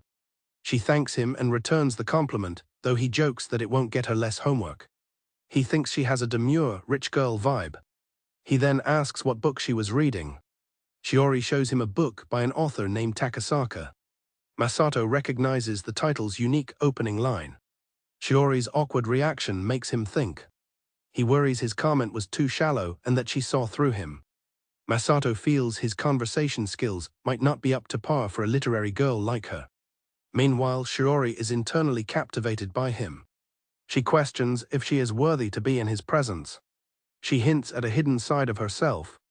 In a flashback, Shiori reflects on her reputation as plain and frumpy. Her high school dreams of romance were quickly crushed. The few available boys were monopolized by the popular girls. Shiori convinced herself she didn't need a boyfriend. She found her standards too high for the available options. Instead, she found comfort and companionship in her books. She loved fantasy novels for women. In these stories, the characters were beautiful inside and out. The heroes were cool, and the heroines had clear reasons to fall for them.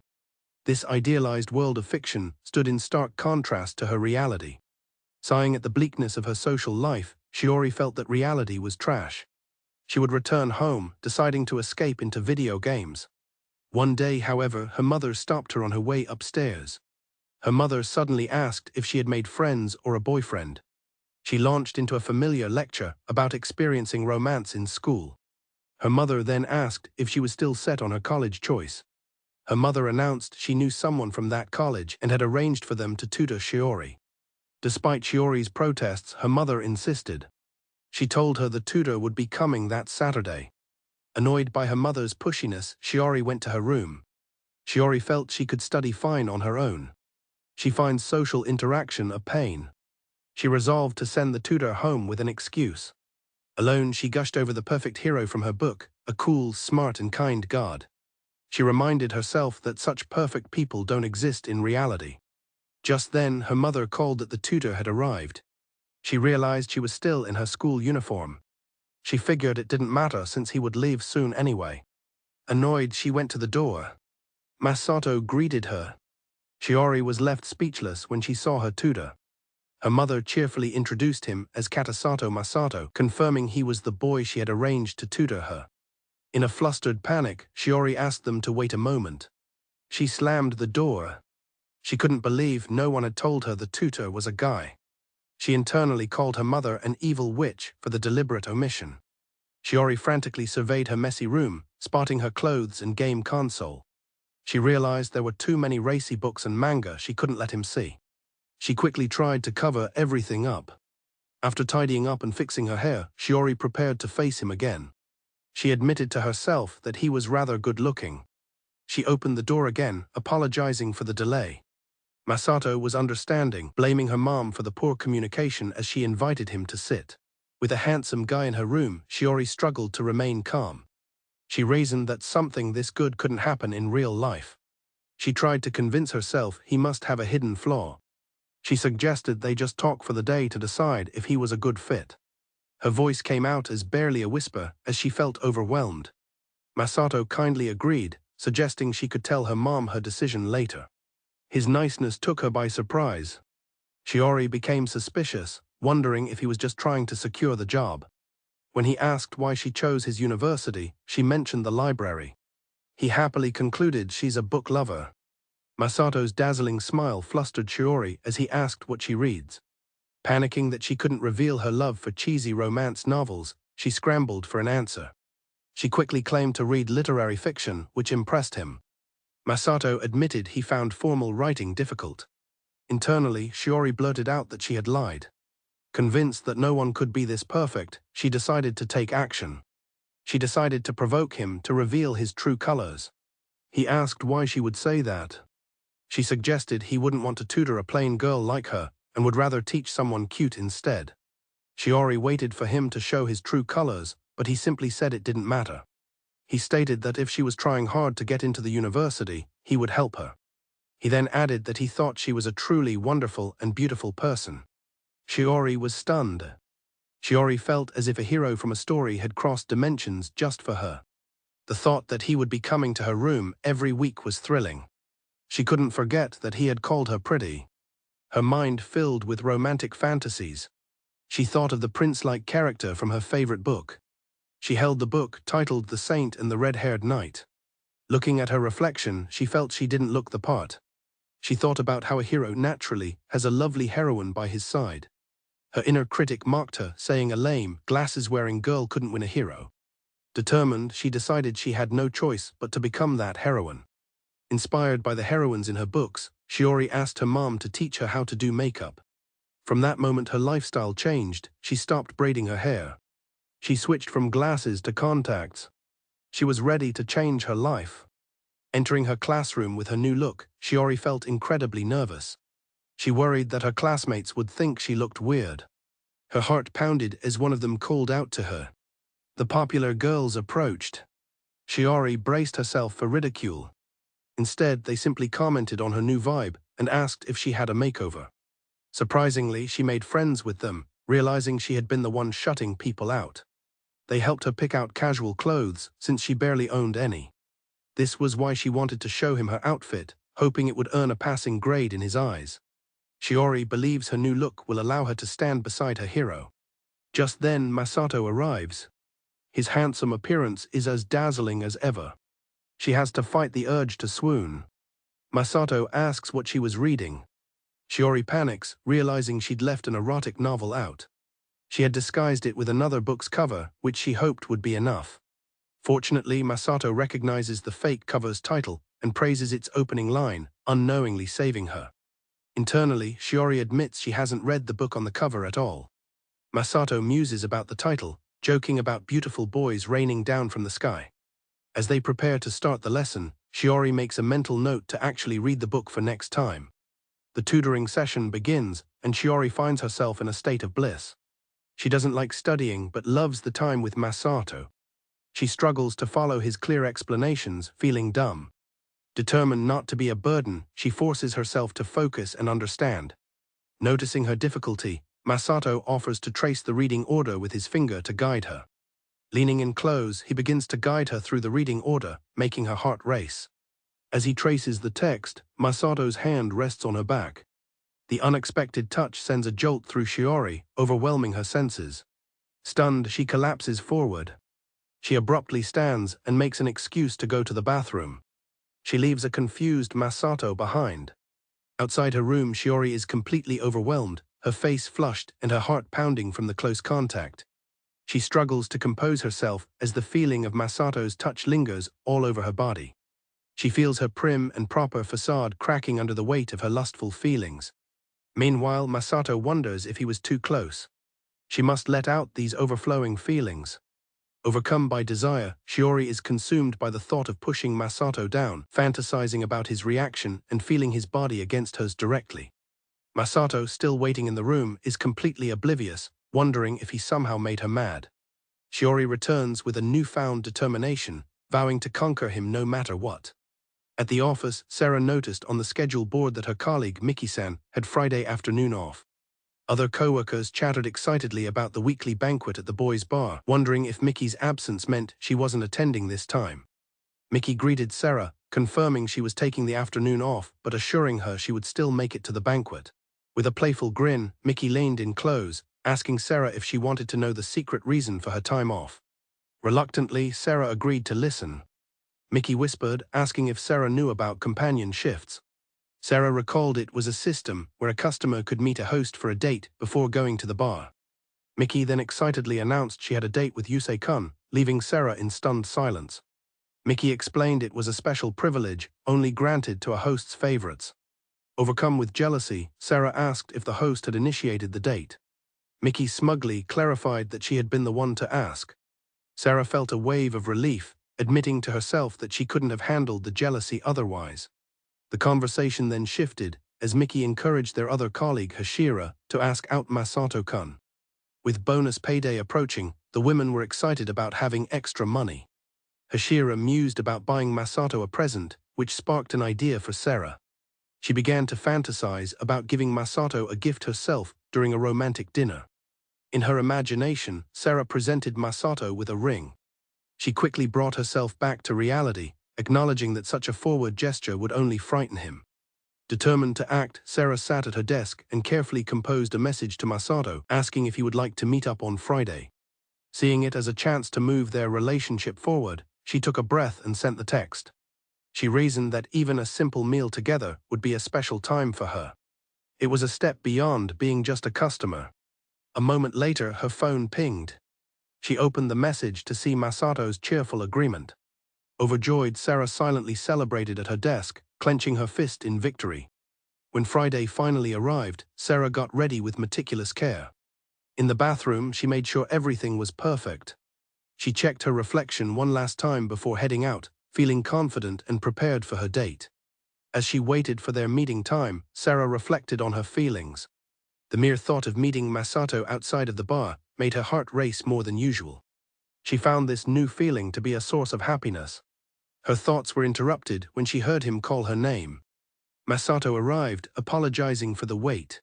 Sarah was completely captivated by his presence, her mind reeling. She saw him as both an angel and a devil. His coolness was simply overwhelming. She found herself mesmerized by his slightly unbuttoned shirt, thinking he looked incredibly sexy. Masato thanked her for making the reservation as they walked to the restaurant. With a smile, he said he was looking forward to their meal. His smile was so cute that Sarah could barely contain her excitement. She had to remind herself that this was really happening, that they were on a date. Soon they arrived at a beautiful restaurant. Masato admired the beautiful place. Sarah playfully teased him for getting so happy over it, calling him a kid. He insisted he was grown up, a reaction she found cute. As they talked, Sarah noticed the stares of other women in the restaurant. A sense of superiority washed over Sarah. She internally claimed Masato as her own. When he offered to help pay, she quickly refused, insisting that since she invited him, she would cover the entire bill. To her, spending money on Masato was the only thing worthwhile. Sarah explained that she had considered a fancier restaurant but chose this one so he wouldn't feel nervous. Her only goal was for him to enjoy himself. As he began to eat, his eyes sparkled with delight. She watched him, finding the way he ate to be elegant and wonderful. Watching him enjoy his meal, Sarah felt her love for him grow even stronger. After they finished, Masato remarked on how delicious the food was and that he couldn't remember the last time he'd eaten something so good. Sarah was glad he enjoyed it. She looked at her pure and adorable Masato. His innocence sparked a question she knew she shouldn't ask. Leaning forward, she asked him why he was doing this kind of job. She had always felt that Masato wasn't the type to willingly choose such work. When he hesitated, she sensed his reluctance and quickly apologized for asking something so difficult. He then admitted the reason was simply that he didn't have any money, leaving Sarah shocked. Masato went on to explain that he got the job thanks to the kindness of someone he met at the bar. Sarah was stunned into silence, realizing he meant he was an orphan. He confirmed that he doesn't have parents. Horrified by her own insensitivity, Sarah bowed her head and apologized profusely. She felt terrible for putting her curiosity before his feelings. Masato, however, quickly reassured her that he wasn't bothered and that he feels fortunate now to be able to live a normal life. With a bright, genuine smile, Masato declared that he was happy. His heartfelt words, despite his past, left Sarah completely speechless. As they left the restaurant, Masato thanked her again but felt he hadn't given her anything in return. She paused for a moment, considering his words. Masato then asked if they could go out like this again. Sarah happily agreed, thrilled that she had successfully arranged another date. She felt a shift in their relationship. They were no longer just customer and staff. She wanted to become something more to him, someone he could rely on. Taking a chance, Sarah turned to him and asked if it would be bad if they held hands on the way to the bar. The question caught Masato completely off guard. He was left flustered and at a loss for words. Blushing and covering his face, Masato managed to say it was no problem. He nervously reached out his hand, and as she took it, Sarah felt her heart soar. She believed that by getting closer, she was coming to understand his heart, and that he was finally opening up to her. Walking together, Sarah felt an amazing sense of closeness. He was cool and cute all at the same time. Looking at their joined hands, she thought of him as her poor, pitiful Masato. She resolved to work hard so that he would never have to do this kind of job again. In that moment, a feeling was born. It was a powerful desire. Her desire to care for him solidified into a quiet, firm promise to herself she would protect him. She decided that he didn't need to see such filthy things. Whatever he wished for, she would grant, and she would never let him suffer. That was why she had to protect him. As they walked hand in hand, she made a silent vow that they would stay together forever. With a dark, determined look, she promised herself that for all eternity she would never let go of his hand. Trying to escape the summer heat without running up the electric bill, Masato headed for a nearby court. It was usually empty, but being a Sunday, he figured people might be around. As he approached, he saw that he was right. He recognized Yuka on the court. He noted that she wasn't alone today. She was in the middle of a lively basketball game with her friends, calling out for a pass. After a nice shot, Yuka high-fived her teammate. Masato watched from behind the fence, deciding not to interrupt them. Her friend commented on her leadership skills, and Yuka suggested they take a short break. However, someone had already spotted him. Yuka greeted him warmly, saying she could always tell when he was nearby. Masato apologized, explaining he was about to leave so he wouldn't be a bother. As Yuka asked if he was leaving so soon, her friends crowded around, curious about the stranger. Her friends recognized Masato from Friday and immediately assumed he was Yuka's boyfriend. A flustered Yuka quickly denied it, explaining that he was just her Onii-san who was teaching her basketball. At the mention of his skills, the girls eagerly asked him to teach them too. The request took both Masato and Yuka by surprise. Yuka sulked on the sidelines. She regretted telling her friends about the court as she watched them interact with Masato. As he instructed one of the girls, Yuka possessively thought that he was her Onii-san, not theirs. Masato, oblivious, complimented them on how quickly they were learning. One of Yuka's friends remarked that everyone seems to like basketball. Masato smiled, mentioning that he had told Yuka the same thing. Yuka reminded herself that even if he was teaching everyone now, the time they had spent together alone was still special. She hoped that he felt their time together was special too. Meanwhile, her friends continued their practice, calling out to him. They enthusiastically praised his skills. Yuka grew increasingly irritated hearing everyone call him Onii-san. She felt she needed a unique name for him. Though he had seemed happy when she called him that before, she felt the need to change it. She decided to switch to Masato-ni-san to set herself apart. After practice, Masato praised the girls and told them to keep up the good work. Suddenly, one of her friends boldly asked him what kind of existence Yuka was to him. The sudden question made Yuka blush. Her friends teased her, saying she must be curious too. Masato thoughtfully considered the question, admitting it was something he'd thought about too. Yuka's mind raced with possibilities, wondering if he saw her as a little sister or maybe even something more. He then answered, telling them he saw her as a little sister. The word struck Yuka with the force of a blow. Yuka knew they were close and that he treasured her. But being his little sister wasn't enough. She realized that as long as he saw her that way, he would never fall in love with her, because she was in love with him. Stealing her resolve, Yuka looked at Masato. He simply offered her a gentle smile, unaware of her inner turmoil. Determined to make him fall for her, Yuka gathered her courage, but her friend asked the question for her. Her friend asked Masato if he had a girlfriend, and he replied that he didn't. Yuka let out a quiet sigh of relief. Her friend was surprised by his answer, while Yuka admitted to herself she would have cried otherwise. Her friend Miho enthusiastically volunteered to be his girlfriend, shocking Yuka. Masato just laughed, reminding Miho she'd mentioned having a boyfriend. As the girls left, they thanked him for his help. Masato apologized to Yuka for intruding on her time with her friends. Gathering her courage, Yuka called him Masato Ne-san. She shyly invited him to watch her next game. He happily accepted, saying he would love to see her play. She wanted to take their relationship a step further. But she lost her nerve and claimed it was nothing. Internally, Yuka lamented her cowardice, while Masato promised to practice with her anytime. Instead, she asked if they could practice one-on-one next time, and Masato readily agreed. Masato added that it would be better to teach her if it was just the two of them.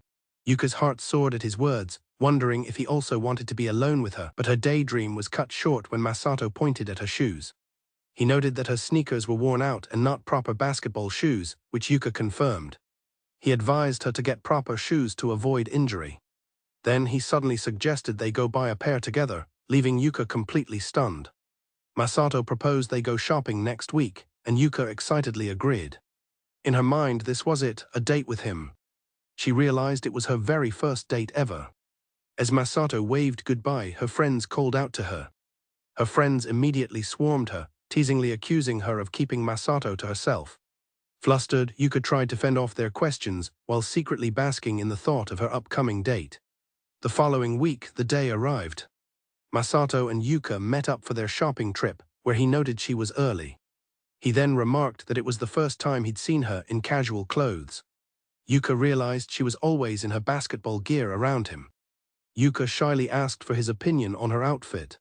She had chosen her most mature-looking clothes, hoping he would see her in a new light. Masato smiled warmly and told her she looked cute and that it really suited her.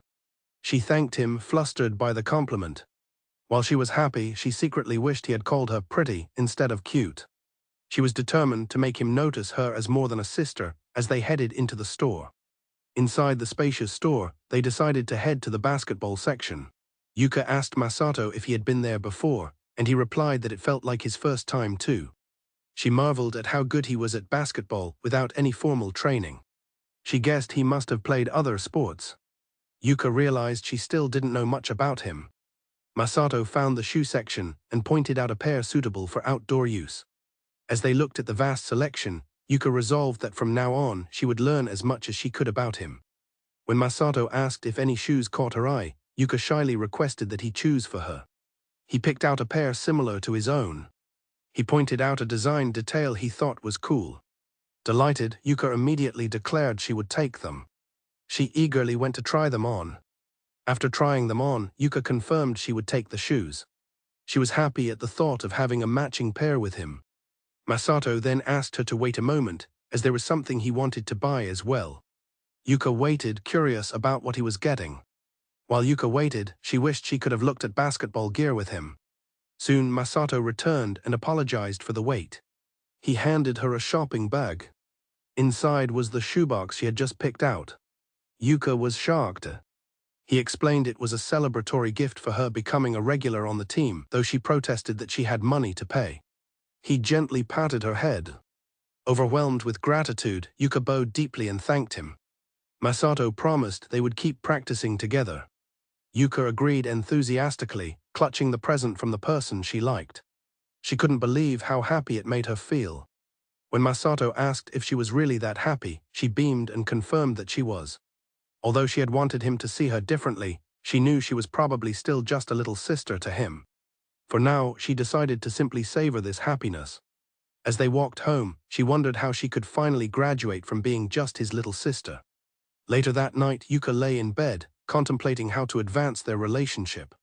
If she wanted something more than a head pat, she would need to be bolder. Perhaps she could even try for a kiss. She quickly dismissed the idea as too much. But then she reconsidered, thinking a kiss would definitely make him become conscious of her. She thought of his lips. She sighed, wondering how sweet a first kiss with her first love would be. Lost in her fantasy, she gave her bunny pillow a small peck. Her thoughts began to run wild with possibilities. She realized sleep would not come easily that night. As Masato, Kumi, and Mizuho walk together, Masato worries about an upcoming quiz. Kumi casually reassures him, but Mizuho points out her friend's tendency to just barely scrape by. For Kumi, the time the three of them spend together has become a precious, comfortable space. It's this very comfort that makes her afraid to confess her feelings to Masato, fearing she might ruin their friendship forever. Kumi worries that if she keeps hesitating, someone else might snatch the careless Masato away. Just then, Masato mentions the batting center again and suggests they go. Mizuho asks if they're free to go right now, and Kumi jumps at the chance, eagerly agreeing. Kumi is determined to show Masato her batting skills, but he remains skeptical. She complains that he doesn't believe she was in the softball club and asks Mizuho for support. However, Mizuho agrees with Masato, finding it hard to picture her cute friend being a power hitter. Kumi then confirms that Mizuho is coming along with them. Surprisingly, Mizuho announces she has plans and can't go. Joking about her popularity, she tells the other two to have fun without her. Kumi is left confused, noting how unusual it is for Mizuho not to tag along. She quickly dashes off, leaving the other two. Masato simply wonders if she was in a hurry. Masato notices Kumi's change in mood and asks what's wrong. She mutters that Mizuho is an idiot for leaving, then quickly brushes off his concern. Meanwhile, Mizuho walks away, resolving to tell her friends tomorrow how much she truly cherishes their time together as a trio. Mizuho wants to make it clear that she doesn't find Kumi annoying at all. In fact, she loves her. Back at the batting center, Kumi's excitement returns as she exclaims that it's been a long time since she's done this. Masato's childlike enthusiasm at the batting center makes Kumi smile. She tells him to go first. He eagerly heads toward the 130 km lane, and Kumi is surprised by his choice. As Masato prepares to bat, he asks Kumi to hold his bag. In her mind, carrying his things feels like something a girlfriend would do. She floats in a happy daydream, wishing they were already a couple. Masato swings, connecting with the ball with impressive power. Kumi is stunned, exclaiming that he's truly amazing. He just smirks, reminding her that he had told her so. Watching him, Kumi thinks he looks incredibly cool. She immediately decides to record the moment. As she films and cheers him on, he confidently tells her that hitting at this speed is easy for him. While recording, Kumi imagines that if she posted the video, everyone would assume he was her boyfriend. After his turn, Masato comes over, happy about hitting some solid home runs. Kumi, still mesmerized by his skill, can only gaze at him lovingly. Kumi announces that it's her turn next. Masato expresses surprise that she's going to hit in the same lane and suggests she pick a slower one. Ignoring his advice, she hands him her bag. She steps into the cage, declaring that she'll prove she's amazing too. Ready with her bat, Kumi tells Masato to make sure he watches her closely. Holding her backpack, he nervously agrees. Kumi swings, hitting the ball with perfect form. Masato watches in disbelief as she turns to him with a smile, asking if he sees now. Internally, she's determined to show him her best side. She vows not to miss a single pitch. After her turn, Kumi suddenly regrets getting so carried away. She worries that Masato didn't have fun. She's afraid he might now think she's scary.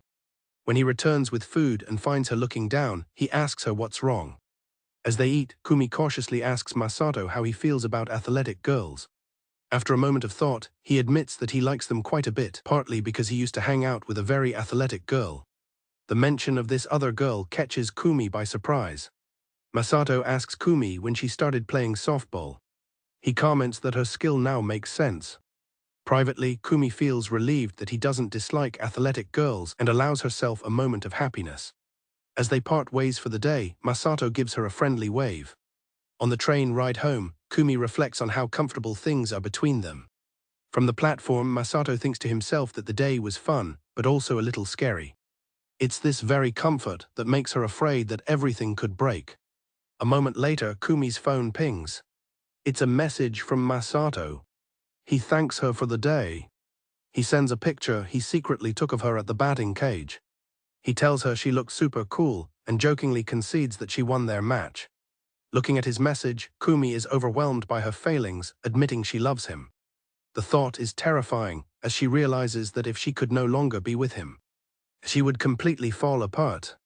The perspective shifts to Mizuho, who reflects on her recent behavior. She feels as if she becomes a different person whenever she's around Masato. Mizuho remembers that Kumi introduced her to Masato, trusting her with the person she believed was her fated one. She wonders if her heart has always been this fickle. Now Mizuho finds herself developing feelings for Masato, even though he's the one her best friend likes. Mizuho feels she absolutely cannot fall for Masato. She thinks Kumi shouldn't have to force herself to invite her along all the time. By being there, she feels she's just getting in the way and stealing time that Kumi and Masato should be spending together, which makes her feel like a terrible person. She tries to reason with herself, knowing Kumi isn't inviting her against her will. But she can't shake the feeling of being a terrible person. She tells herself it's not like she'll run into the other person she's thinking of, since the time and day are different now. Though she knows running into him by chance would be a miracle. She still wants to see him. She needs to make sure who it is she truly loves. If she can confirm her feelings, she believes she can go back to being with her friends without the guilt. As she walks, Mizuho suddenly spots a man. Recognizing the uniform, she decides to take a chance. Her heart leaps as she calls out to him. The man turns around. To her disappointment, it's a complete stranger. Still, since the uniform is the same, she nervously asks if a college student works part-time at his store. The young waiter confirms they do. Mizuho presses on, asking if he knows the person's name. The waiter politely informs her that such information is private. Realizing her mistake, Mizuho apologizes. He then offers her a business card, suggesting she come by sometime if she's curious. Mizuho is surprised to see that he has business cards. With a charming wink, the waiter tells her he'll be waiting for her. Despite his flirtatious gesture, Mizuho feels nothing. This confirms her suspicion. Her feelings are for a specific person, and it isn't just anyone who can make her heart race. Mizuho looks at the card from a waiter named Yuta. She is shocked to discover it's for a boys' bar. Just as she was about to give up, this new information changes everything. A quick search on her phone reveals that she can enter if she's over 18. She worries that a place like that is probably expensive. She wonders if the person she's seeking was only being nice because it was his job. Still, she can't bring herself to believe his kindness was fake. Just then, her phone pings with a new message. The message is from Kumi, thanking Mizuho for being considerate. Mizuho smiles, thinking it's fine as long as her friend had fun.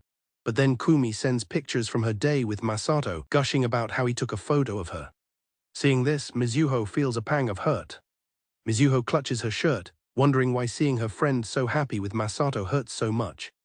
All she wants is to be able to talk to Kumi like she always does, and tell her how great it is that she's practically his girlfriend now.